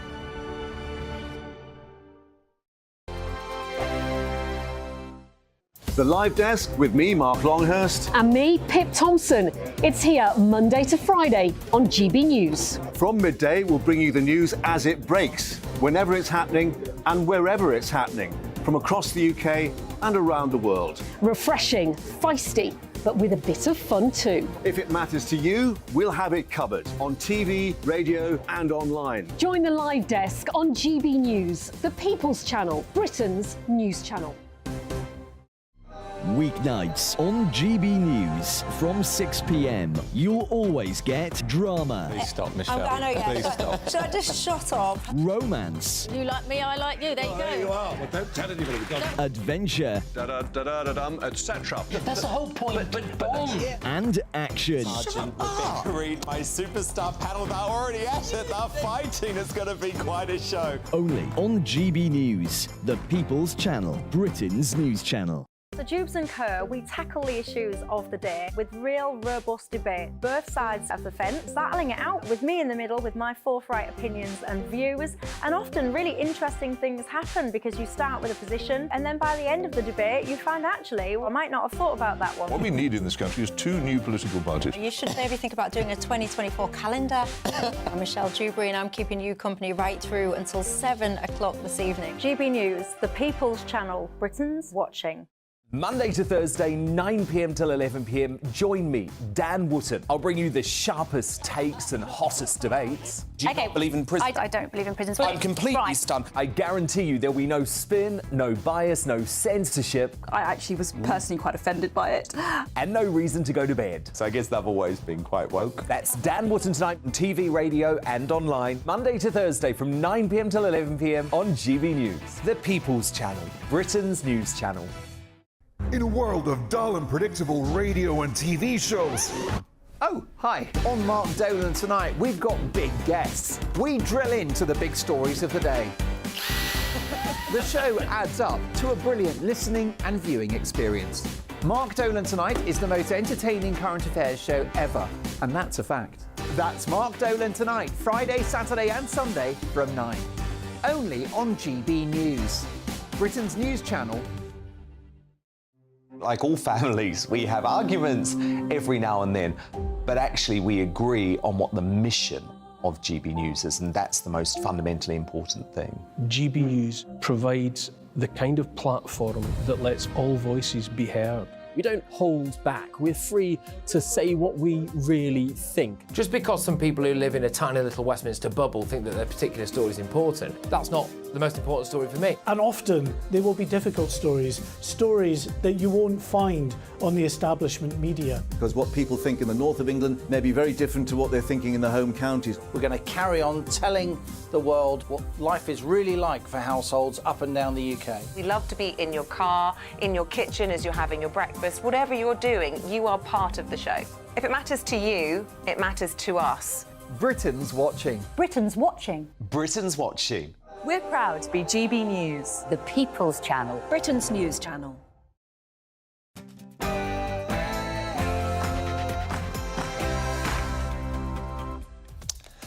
Top of the morning, it's 11 a.m. on Tuesday, the 15th of August. This is Britain's Newsroom with myself, Martin Daubney, and the lovely Bev Turner.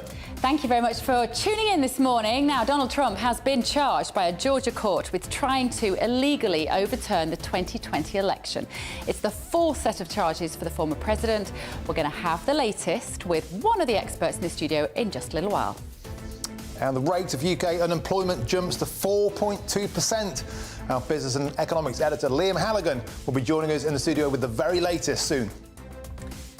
And Labour leader Sir Keir Starmer has clashed, finally, with London Mayor Sadiq Khan over the ULEZ scheme. He said there are alternatives to tackling pollution, and it shouldn't hit people's pockets during the cost of living crisis whilst doing a typical U-turn on how he felt about ULEZ only a few weeks ago. That's it, ULEZ, U-turn. And can you be too old to drive? We'll be speaking to CEO of RED Driver Training, Seb Golding, to ask whether this is fair, or is it instead a bit harsh making people retake their test? Is it just ageism?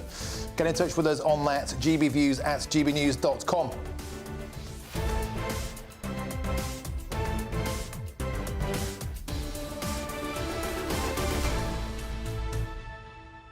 That driver story, I am sure the majority of accidents are still caused by young men. You are correct. As opposed to the elderly. you are correct. So maybe there's an argument to be had that maybe we should be putting more restrictions on them, those drivers. Let us know what you think. gbviews@gbnews.com is the email address this morning. But first, in the newsroom, Paul Hawkins.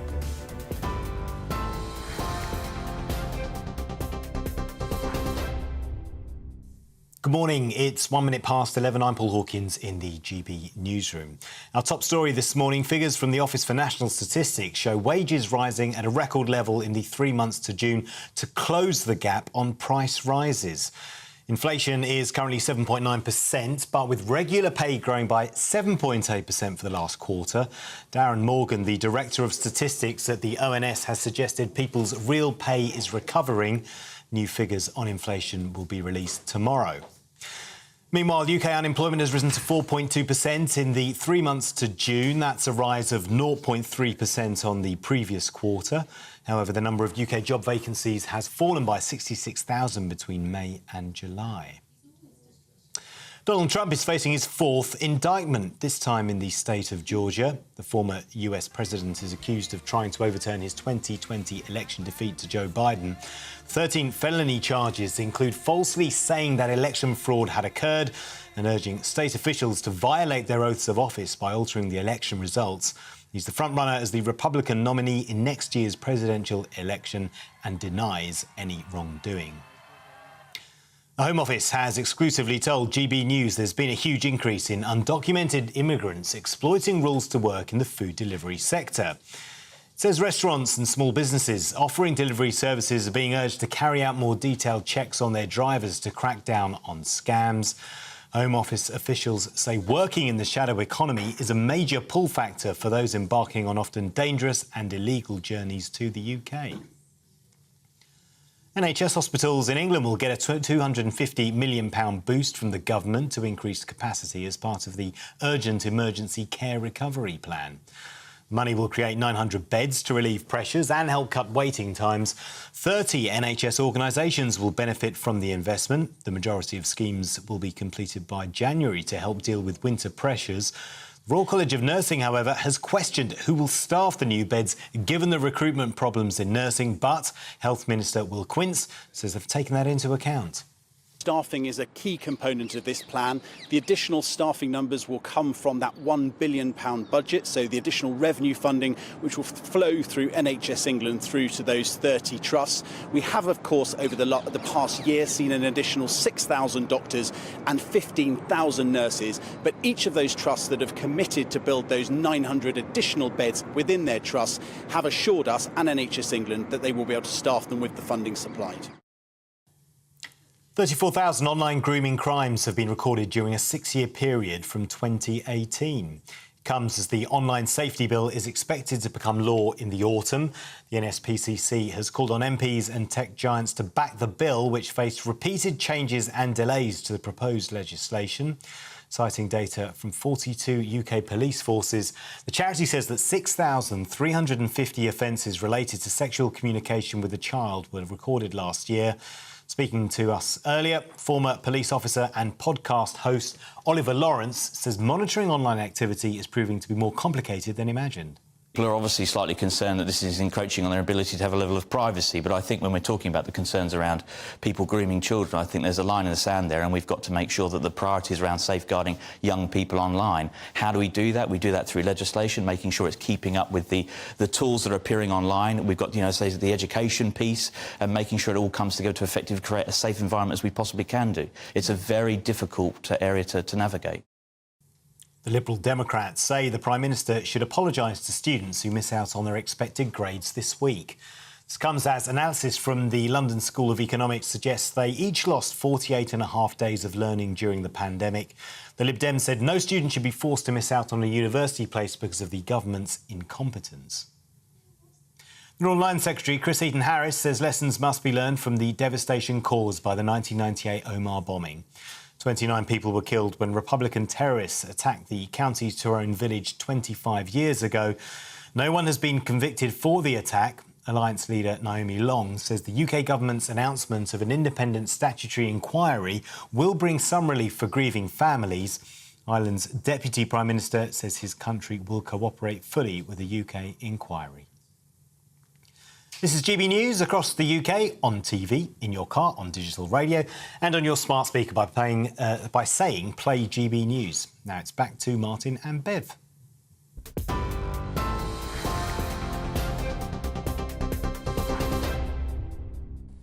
Nice to see Paul Hawkins in the newsroom, isn't it? He's normally outside a court or somewhere reporting for us, so it's nice to have him in the studio. I keep telling him I want that tie. It's a lovely coloured tie.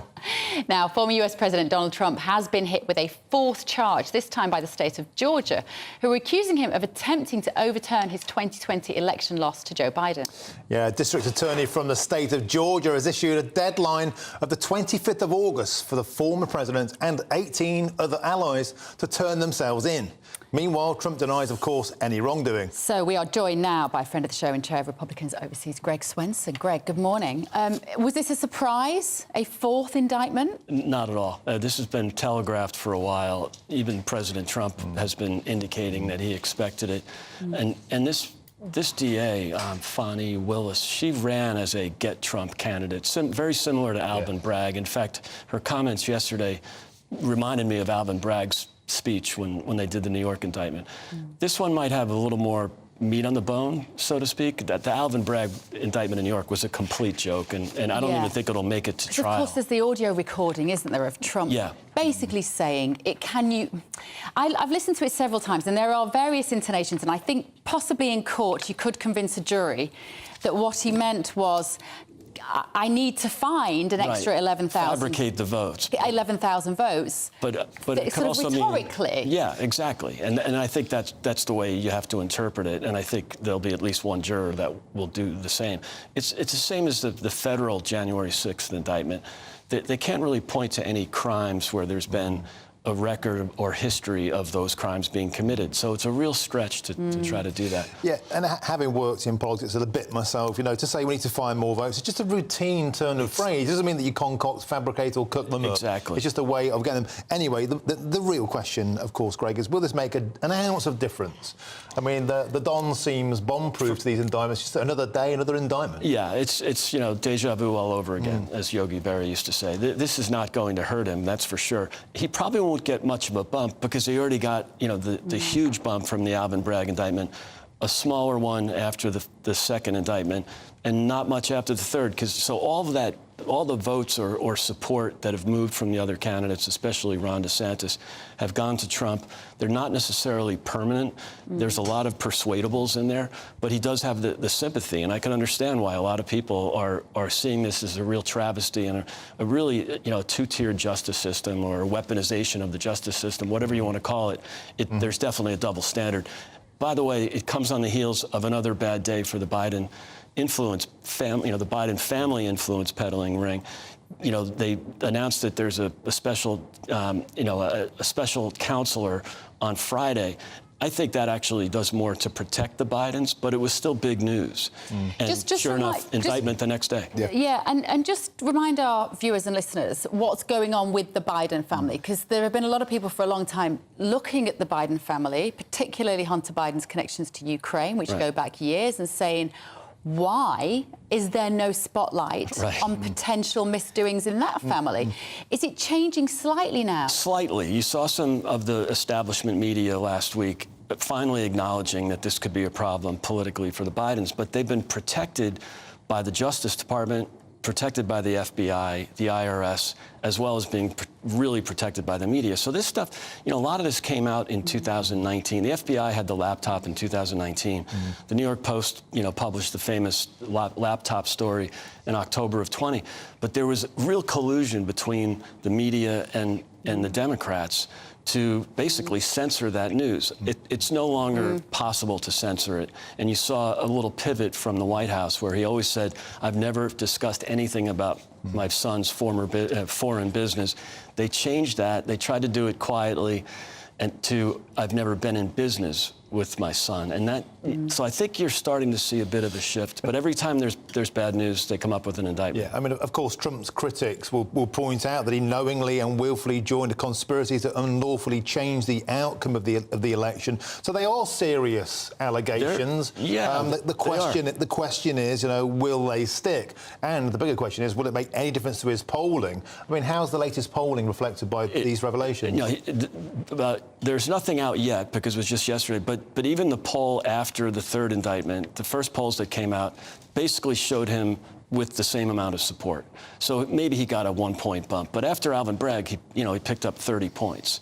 And after the raid on Mar-a-Lago, when he was up 9 over DeSantis, he picked up 30 points. It was up 39 over DeSantis. So, you know, these are things that are quite obvious to the voter.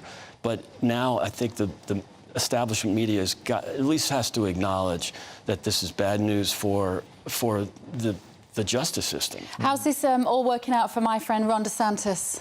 He had a great weekend in Iowa. So obviously this is not great for DeSantis because, again, every time there's an indictment, you know, Trump gets a bump, not only in polling, but in fundraising. Again, not as great as the first one. So there's been a bit of it's a bit linear. But obviously this is not good for DeSantis. Prior to the Alvin Bragg indictment, he was only down 12 points to Trump and had momentum.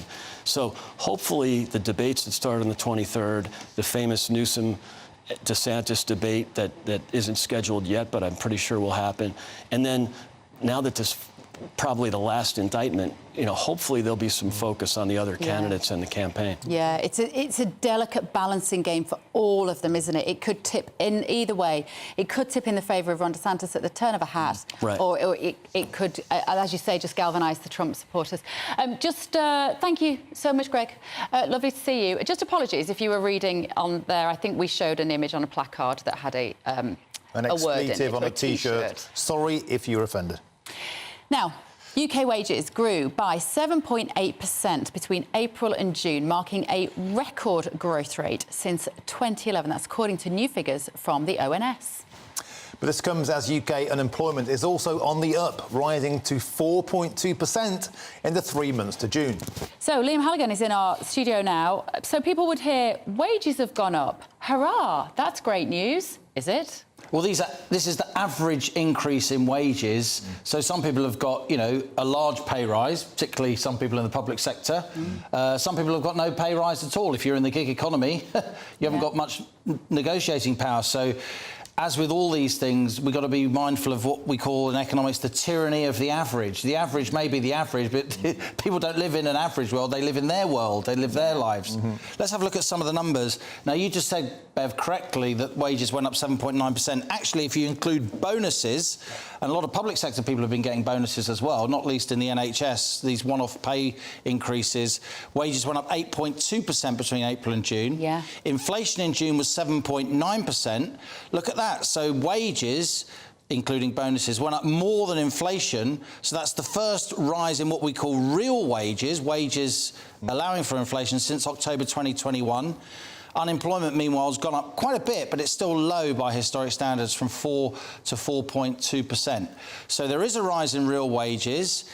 If you include bonuses in the real wage figures, but these are just averages, and it's a very, very small rise. So I wouldn't be calling the end to the cost of living crisis just yet. Do we know why the unemployment has gone up? Because we keep hearing there's at least 1 million positions that need filling. There are still over 1 million vacancies, and journalists have been saying for a long time, we've got more than 1 million vacancies. The trouble is we've now got just over 1 million vacancies, and vacancies are actually down 20% compared to this time last year. So the labour market has tightened, if you like. On the other hand, I'd also say, even though there are lots of vacancies, there's lots of mismatches, there's geographic mismatch. The jobs aren't always where people live. There's what we call occupational mismatch. The jobs available require skills that people often don't have.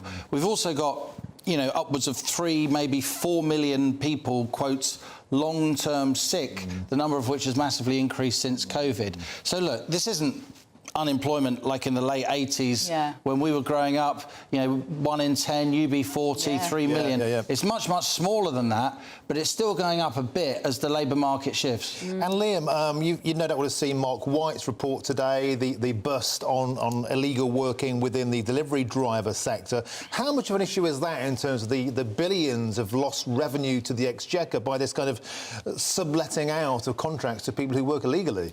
There's always been a sizable, what we call grey economy in the UK, be it the building trade, the hospitality industry.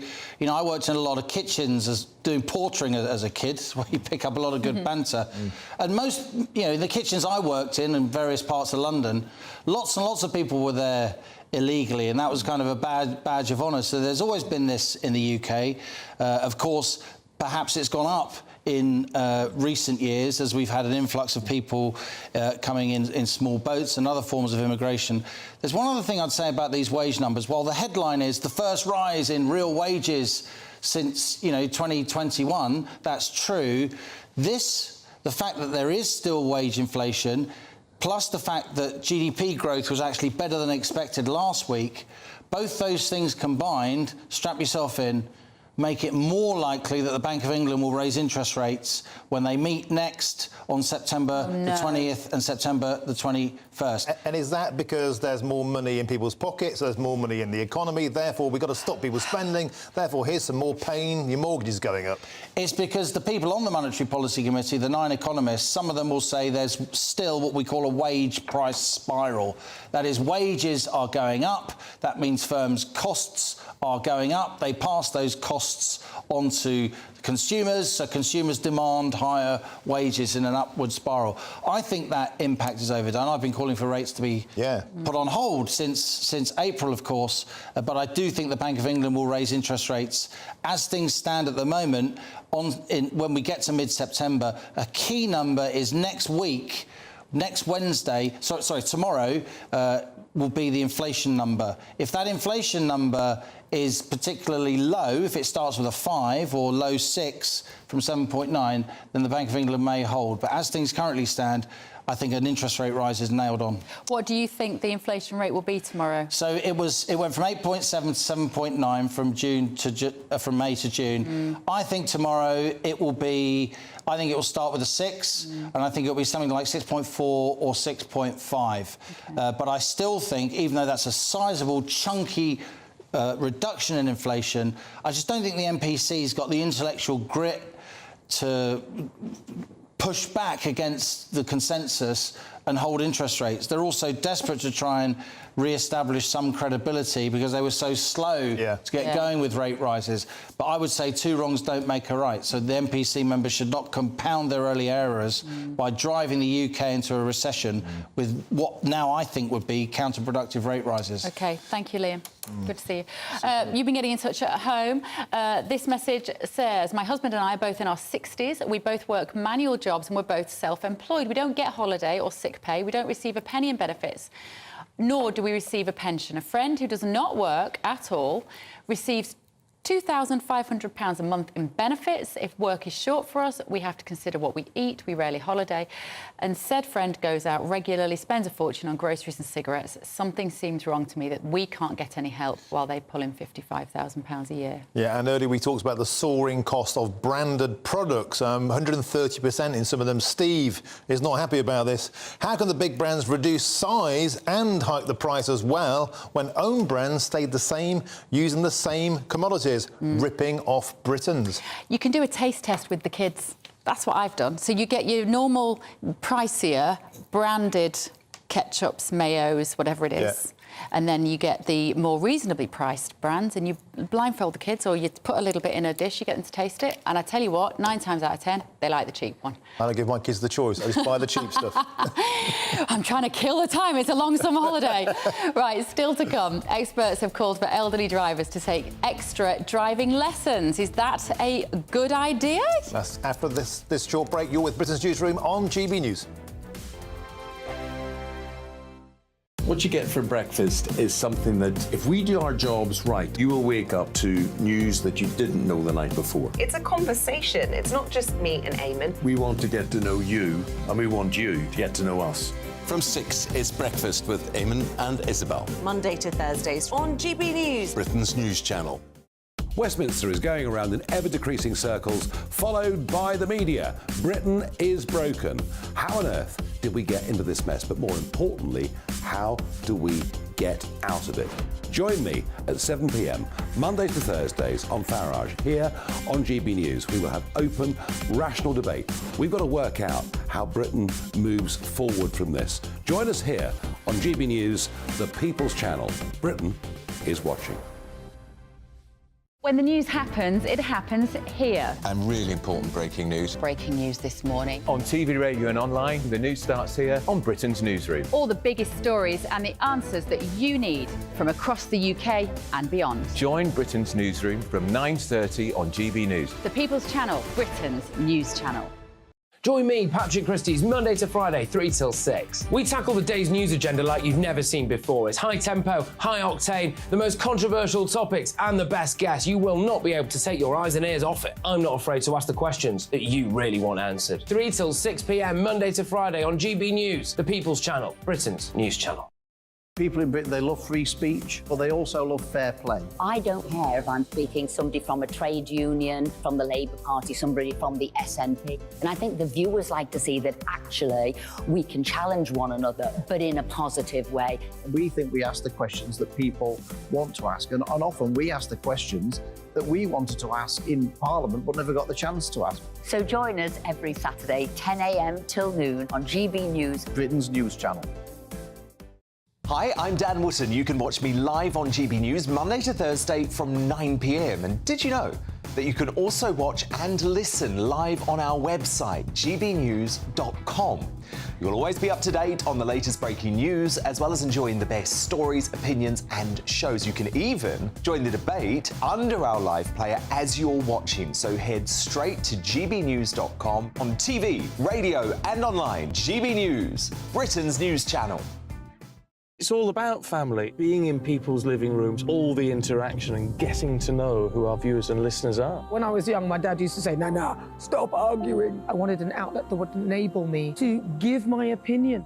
People are going through a really hard time right now, and I know that you don't feel like you're being listened to by the establishment. I came to GB News because it's the People's Channel, and I want the audience to have their say on the events of the day. We're dynamic. We do something different. Democracy shows that the wisdom of the nation is in its people.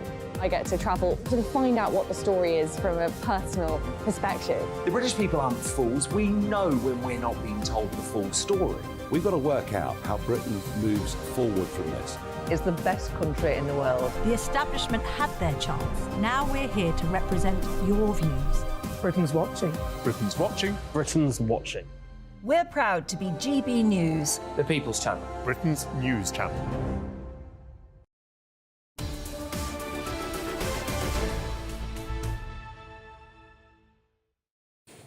Welcome back. It's coming up to 11:24. This is Britain's Newsroom with myself, Martin Daubney, and Bev Turner. So, elderly drivers are being urged to take refresher courses amid rising safety concerns. Yeah, data reveals a surge in the number of people contacting authorities about people's driving abilities. Seb Golding is the CEO of Red Driver Training and joins us now. Good morning, Seb. I think the bit that disturbed me most about this story is other people dobbing in the elderly to the DVLA. That seems like a new trend. Where has that come from? I'm really uncomfortable with that. Morning. Well, it's just part of the process at the moment. So once you turn 70, your driving licence doesn't renew every 10 years as it does before you're 70. Once you're 70, every third year, you have to self-certify that you've had your eyes checked and you're okay to drive. In terms of the relatives or friends, as you say, dobbing people in, that's just a process where if people are concerned about the driving capability of a friend or more likely a relative, they can write to the DVLA or even to the GP and suggest that that person perhaps no longer has the capability to continue driving. So it's just part of the process that that's awful.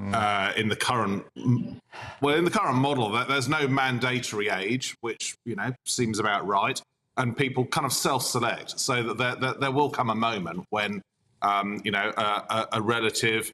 We need to have awkward conversations sometimes. Yeah, I was going to say, I'd like driving is no longer a thing that people could continue to do. Absolutely. I'd like to think that, people of my sort of age group could maybe sit down with mum and dad and say, look, it might be time to hang up your steering wheel gloves. But when is that time, Seb? It's very difficult because the car is a symbol of freedom and independence and going out and having a purpose in the morning, even if it's driving around the corner for a coffee with your friends. When should a person have that word with themselves to say, I don't think I'm capable of driving a car safely anymore? Well, I guess this is the whole tricky part of it, that, it's around self-awareness and it's around need. If you live in an urban area with great public transport, your reliance on the car is far less than if you don't. And people could be in denial when perhaps they have got to the point where their faculties are no longer at the level. I mean, all we're suggesting is that as an organisation that educates drivers, we're suggesting that when you get through the driving test, all that means is that you pass the driving test. It doesn't mean that you're a safe driver. Our proposal is that people should continue to consider driving as lifelong learning. Driving is a bit odd in that we all think we're brilliant drivers. If you ask anyone, think, I'm a great driver. But the reality is that we can always be better at something. We can always, it's like sport. If you're coached, there are always things that you can be coached on to improve your knowledge, skills, and capability. And again, should there be an age cutoff? We don't think so. Some people age at very different rates. You can have someone in their early 80s who's far more capable and competent than someone a lot younger. It just very much depends on how people do. So when you look at the data, there has been a huge rise in the number of concerns. There's 48,754. That's an 82% increase in the year before. We're getting older as a society. There'll be more and more elderly drivers. Do you think the direction of travel on this will be compulsory retests for a certain age group down the line? Is that where we're heading? I don't think so. I mean, that's a suggestion that rumbles through again. It's not something that we see in other countries around the world. And having a specific age or time that you have to toss your driving licence in just feels plainly wrong. Based on the differences in how in people's capabilities. And our proposal is that people just self-select and brush their skills up. Particularly if you've had a time out of driving as well. Even if you don't drive for 6 weeks or so, the first time you get back in the car, you've got to remember what it's all about again.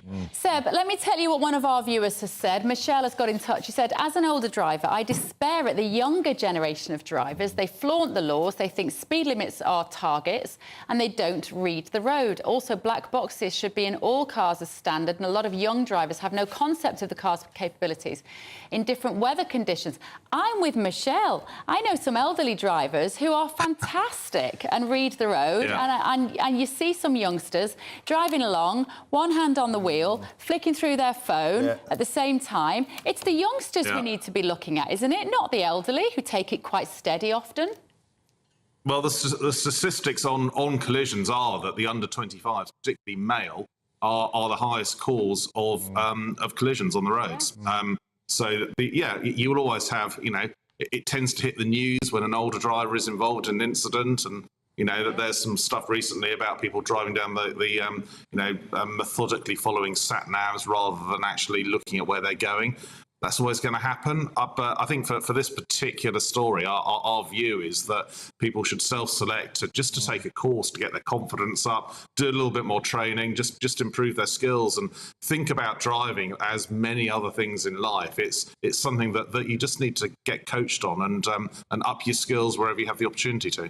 So, Sad, what you're saying is if the boy racers are the problem, the old boys and the old girls do a refresher course, and could that actually help as a bit of a safety card if they get a bit of a tug, hey, how is your drive? Well, actually, I've been on a refresher course. Could that help them?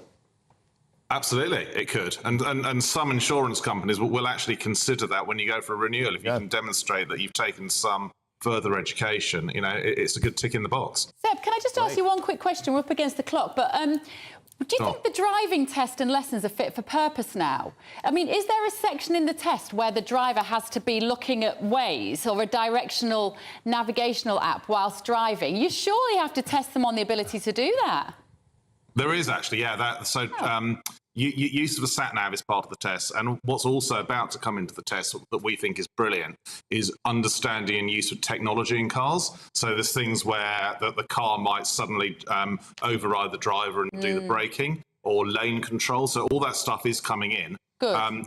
There's always a lead and lag between when the technology hits and when it does come through in the test.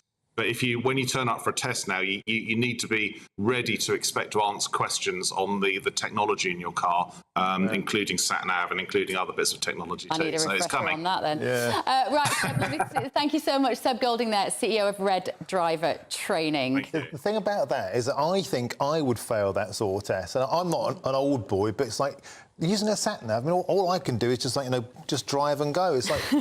and what about arguing with the missus? You can use a sat-nav. I can, but being tested on that at the same time as driving, that was all about mirror, signal, manoeuvre, get through the basics, forget about it, move on. That's the problem. You pass your test and more forget what you've passed straight away. You do, absolutely. But I have to say, anything that is pro-motorist and pro-driver, I'm on board with. More power to our elbow. If that means getting a refresher course, then so be it. Now, still to come, it's Starmer versus Khan as the two politicians clash over the ULEZ scheme.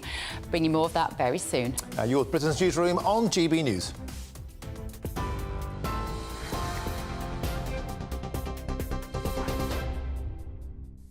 Good morning, it's 11:32. I'm Paul Hawkins in the GB Newsroom. We start with some breaking news. Norfolk and Suffolk Police have admitted that personal information of 1,230 people, including victims of crime and witnesses, was included erroneously in Freedom of Information responses.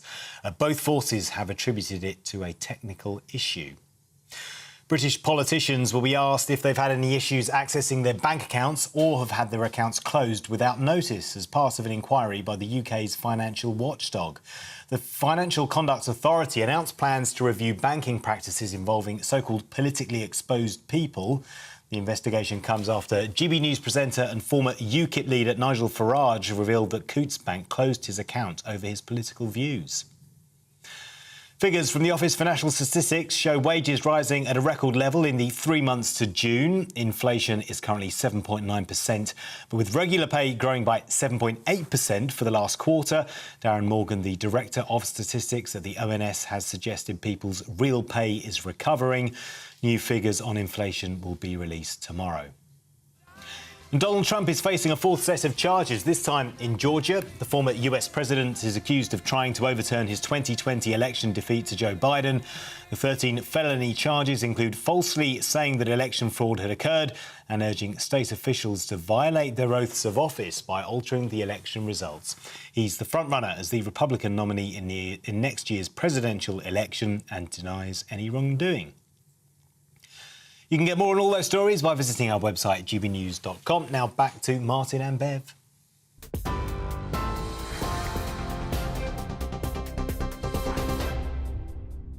Direct Bullion sponsors the Finance Report on GB News for gold and silver investment.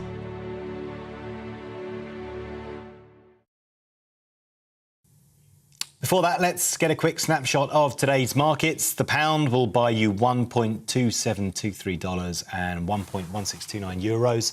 The price of gold is £1,497 and 8 pence per ounce. And the FTSE 100's at 7,397 points.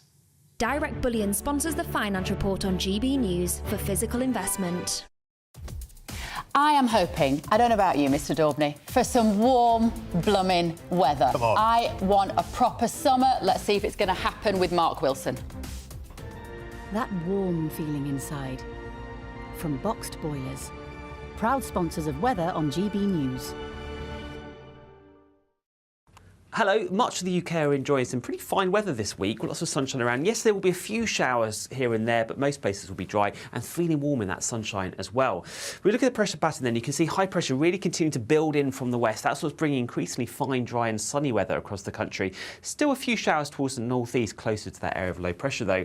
Here's a picture then through Tuesday evening and overnight then. As you can see, a lot of places will be dry overnight. Still a few showers across parts of Scotland, northeast England. These tending to fade away as we head through the night. And actually for much of England, Wales, Northern Ireland, we will see largely clear skies developing overnight, and that will lead to one or two mist and fog patches, and also turning fairly chilly as well in some rural spots. But in towns and cities, temperatures holding up 10 to 13 degrees as your overnight lows.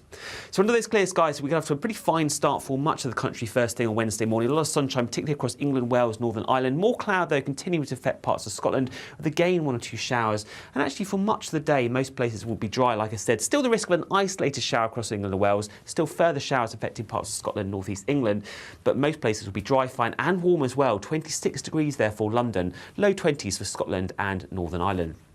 We'll look ahead into Thursday then. Again, that largely dry theme looks set to continue with clear skies for many areas. Some sunshine, particularly towards the west and the northwest.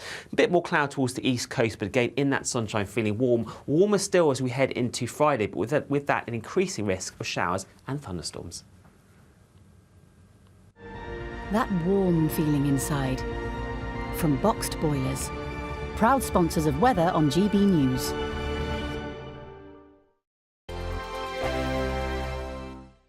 The Live Desk with me, Mark Longhurst. And me, Pip Thompson.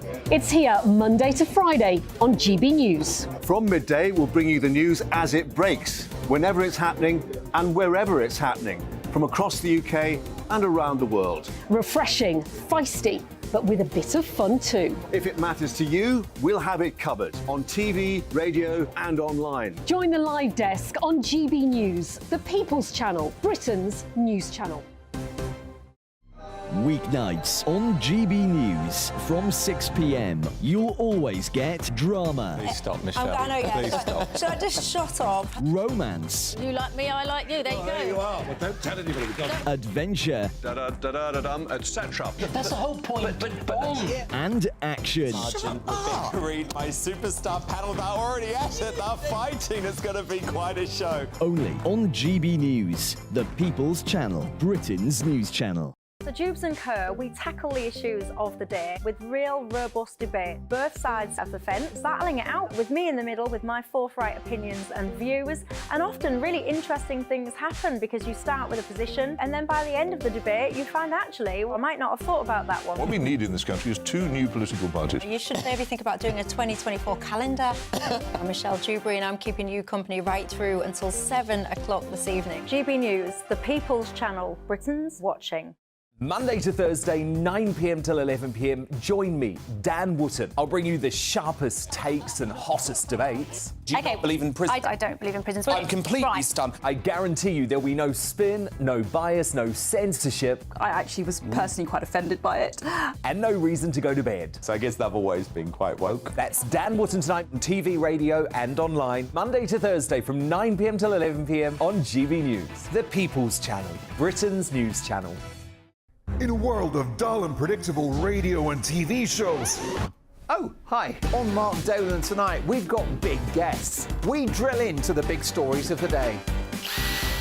The show adds up to a brilliant listening and viewing experience. Mark Dolan Tonight is the most entertaining current affairs show ever, and that's a fact. That's Mark Dolan Tonight, Friday, Saturday and Sunday from 9.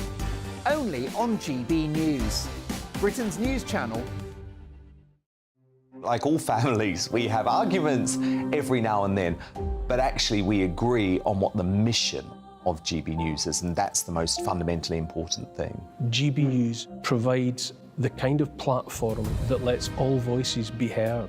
We don't hold back. We're free to say what we really think. Just because some people who live in a tiny little Westminster bubble think that their particular story is important, that's not the most important story for me. And often there will be difficult stories, stories that you won't find on the establishment media. Because what people think in the north of England may be very different to what they're thinking in the home counties. We're going to carry on telling the world what life is really like for households up and down the UK. We love to be in your car, in your kitchen as you're having your breakfast. Whatever you're doing, you are part of the show. If it matters to you, it matters to us. Britain's watching. Britain's watching. Britain's watching. We're proud to be GB News, The People's Channel, Britain's news channel.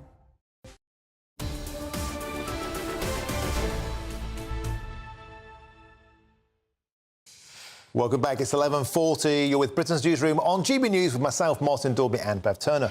So, Carshalton is the latest town to protest the upcoming ultra-low emission zone expansion on the 29th of August. Where's Carshalton? Remind me. It's South East London. I used to play football there in the Carshalton Floodlit League. I was terrible. Anyway. Where is it? It's South East London. Oh, is it? South London, yeah. Oh. Yes, it's near Sutton, yeah.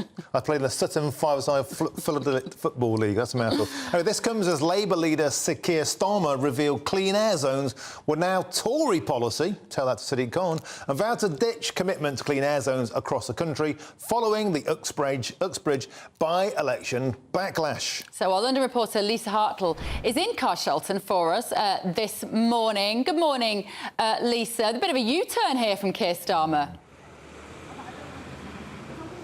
Yeah, exactly. Well, but here, because there's going to be a protest, an anti-ULEZ protest taking place from 12 o'clock.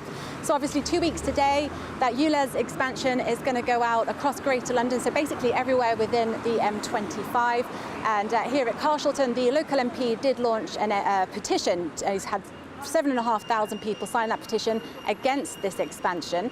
We've been talking to some of the people who live around here to see what they have to say, that if you drive in these areas in 2 weeks or beyond and you don't have a compliant car, you could be charged £12.50 a day.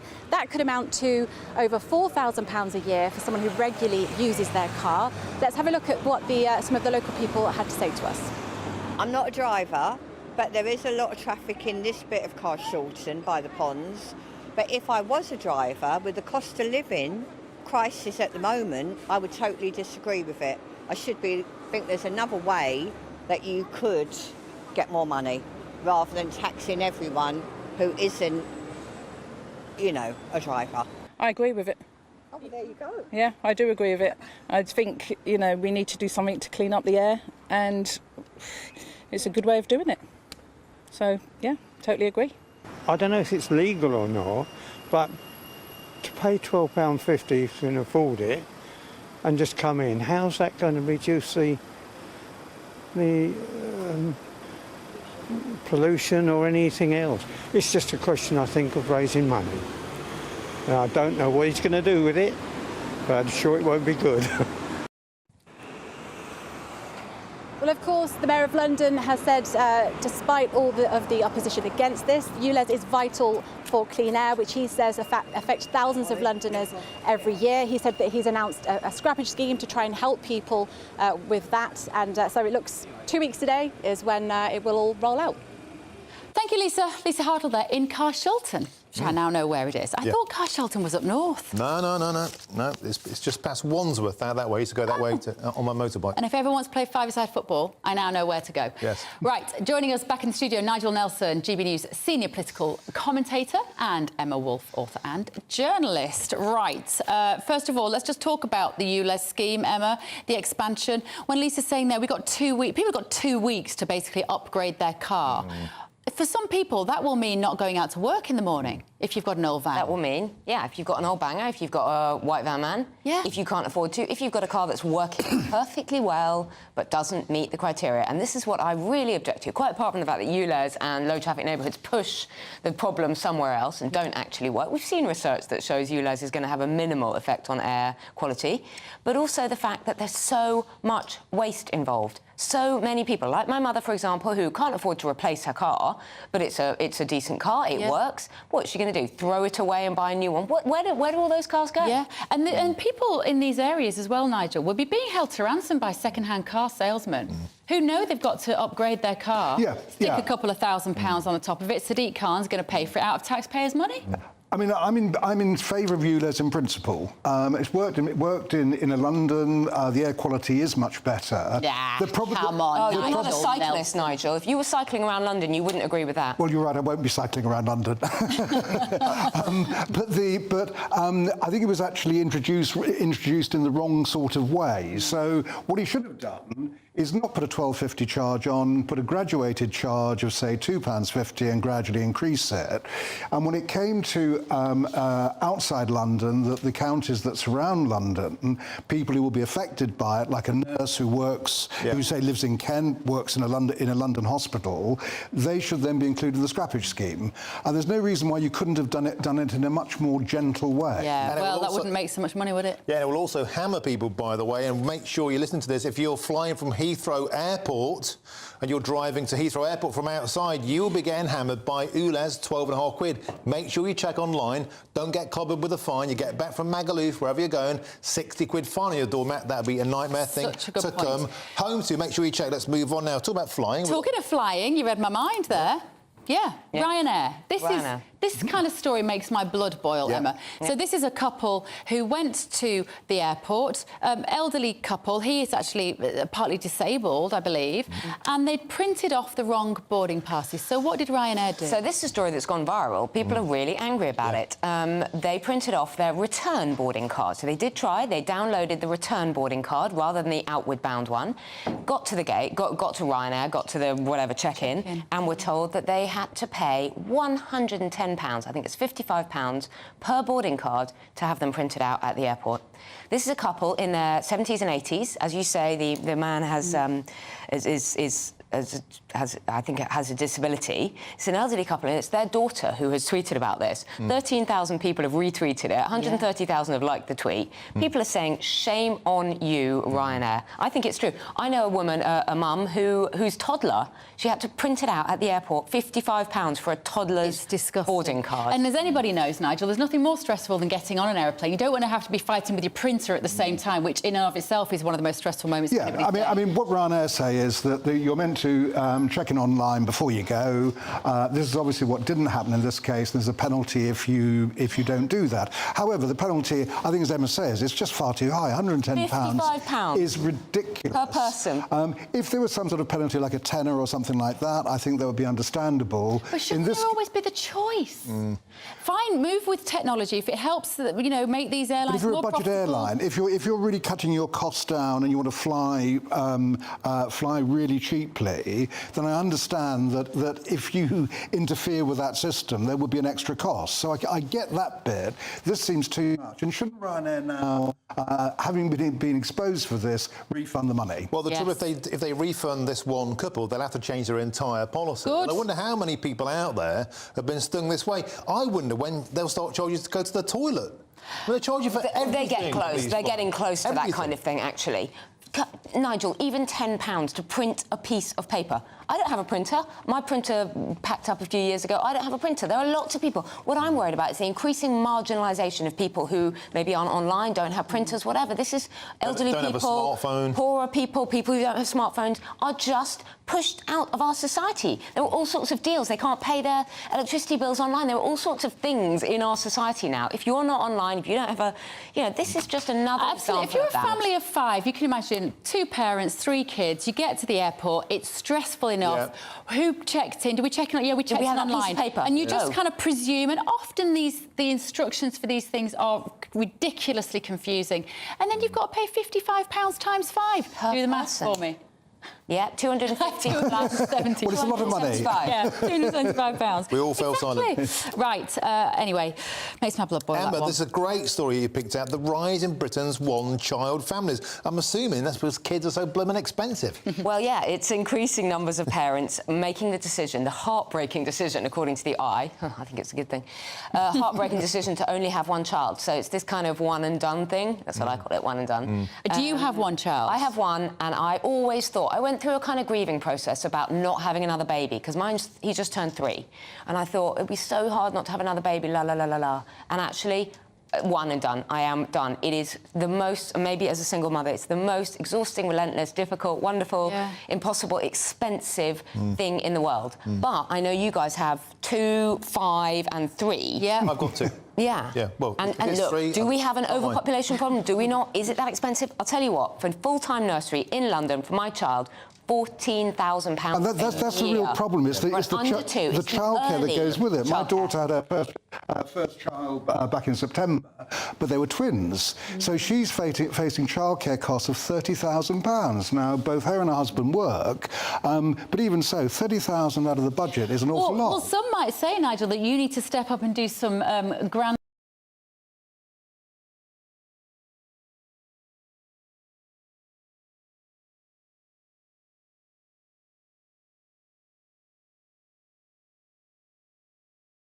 I'd happily have the twins in here. It's a really interesting chat, because when I had my first child 14 years ago, not me, when the missus did, I didn't want a second child at first because it was so expensive. I was self-employed at the time, exactly as you're saying. I didn't have something till something in because I was so broke, and I just delayed and delayed and delayed. And then the missus really wanted a second child, wanted a companion. I've got siblings, she has a sibling. We did it. I was terrified. I'm so glad we did it. Yes, but it's hard bringing up an only child because he doesn't have anyone to play. You know, it's actually harder. It is. I think 2 or 3 is probably, once you get through the first couple of years and the cost of it all, it's probably easier. Yeah. OK, moving on. So, from being young issues to older issues, state pension is going to increase by 7% in 2024. Nigel, Number 10 is actually pledged to honour this triple lock. Yeah, but how long for? I can see the triple lock disappearing. I just can't see any way it's going to carry on. By 2025, that we are talking about pensions will cost the same as police, defence and education combined. So I think we're going to come a time, I know it's unpopular, but there's going to come a time where they'll get rid of the triple lock. Probably the one to go ought to be, in fairness to pensioners, the 2.5% guarantee. That's been used 4 times over the last 10 years. And so you just do it on earnings or inflation, whichever is the higher. And I wonder if the age of pension will be pushed up so high that by the time I'm a pensioner, I'll drop dead before I get it. Well, that's the other thing, that we've known about an ageing population for the last 50 years. What they should have been doing is gradually increasing the pension age, say a month a year, rather than do it all in one go. So an awful lot of women in their 50s suddenly realised, oh, well, we're not going to actually get any money. We failed to prepare for it because it wasn't an immediate problem. But isn't that the same? That's on a macro level, but even on a micro level, Emma, we can fail to prepare for our pension years. It's one of those things that suddenly, as Nigel says, it's upon us and we haven't planned for it. And life goes quickly. I mean, people are not at the moment able to save for their pension. They're, you know, young people are talking about how they can even afford to buy a place to live and not live with their parents into their 40s. Well, they can also buy less Deliveroo and Uber Eats. I know. Well, that's what I always say. I honestly, I do think there's something about educating younger people. That £5 a day on sandwiches and this and that and your mobile phone and this and that adds up to, It does. you know, savings. Yeah, but it's not. That's not. It's never on the curriculum. It's nowhere in a child's education unless the parents are talking to them about not developing credit, not spending beyond your means. And yet there's a culture now, isn't there? If you want it, you just buy it. Yeah, 100%. And that is, you know, just quickly back to that previous story about depending on cheap labour. This will also be a part of the social care conundrum. That's right. We will be entirely We've got dependent. so much coming down the line with an ageing population. You know, absolutely. Who's going to take care of us and wipe out in other regions and change us? And we're going to need so much labour and so much cheap labour. I can't see a way out at this point. Nigel, we can't come back to you. Apparently, your mic's conked out, I'm afraid, but you've been awesome. No. Anyway, you were saying, Emma. Yes. No, I was saying, well, I was just thinking it would be a brave government who will actually scrap the triple lock, because that'll be a massively unpopular policy. I don't know whether Nigel thinks anyone is brave enough to do that. You can just wave at us, silently, Nigel. Right, thank you both, Emma, Nigel, and thank you, Martin. It's been lovely again. It's been fabulous. Thank you very much. We are done for today. That is Britain's Newsroom. Up next, it's Tom and Pip. Here they are. What have you got on the show, guys?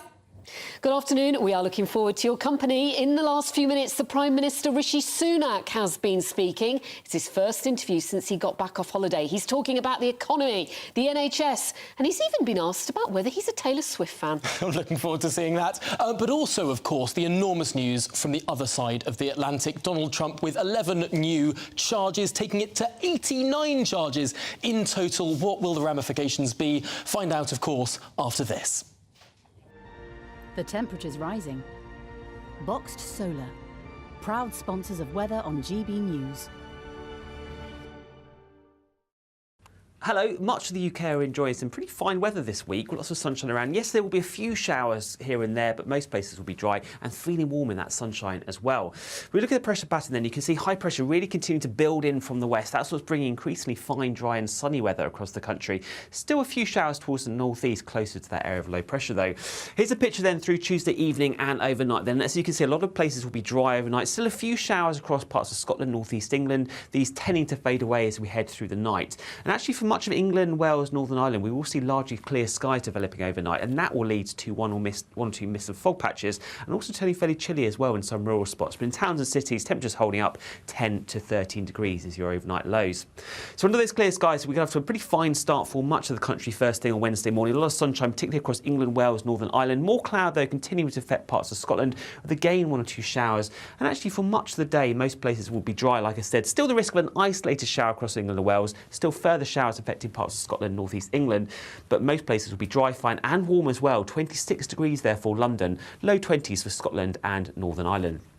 Quick look ahead into Thursday then. Again, that largely dry theme looks set to continue with clear skies for many areas. Some sunshine, particularly towards the west and the northwest. A bit more cloud towards the east coast, but again, in that sunshine, feeling warm. Warmer still as we head into Friday, but with that an increasing risk of showers and thunderstorms. The temperature's rising. Boxed Solar, proud sponsors of weather on GB News.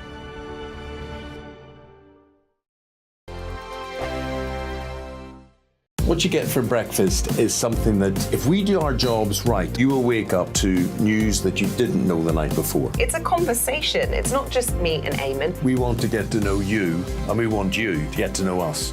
From 6, it's Breakfast with Eamon and Isabel. Monday to Thursdays on GB News. Britain's news channel. Westminster is going around in ever-decreasing circles, followed by the media. Britain is broken. How on earth did we get into this mess? But more importantly, how do we get out of it? Join me at 7 p.m, Mondays to Thursdays on Farage, here on GB News. We will have open, rational debate. We've got to work out how Britain moves forward from this. Join us here on GB News, the People's Channel. Britain is watching. When the news happens, it happens here. And really important breaking news. Breaking news this morning. On TV, radio and online, the news starts here on Britain's Newsroom. All the biggest stories and the answers that you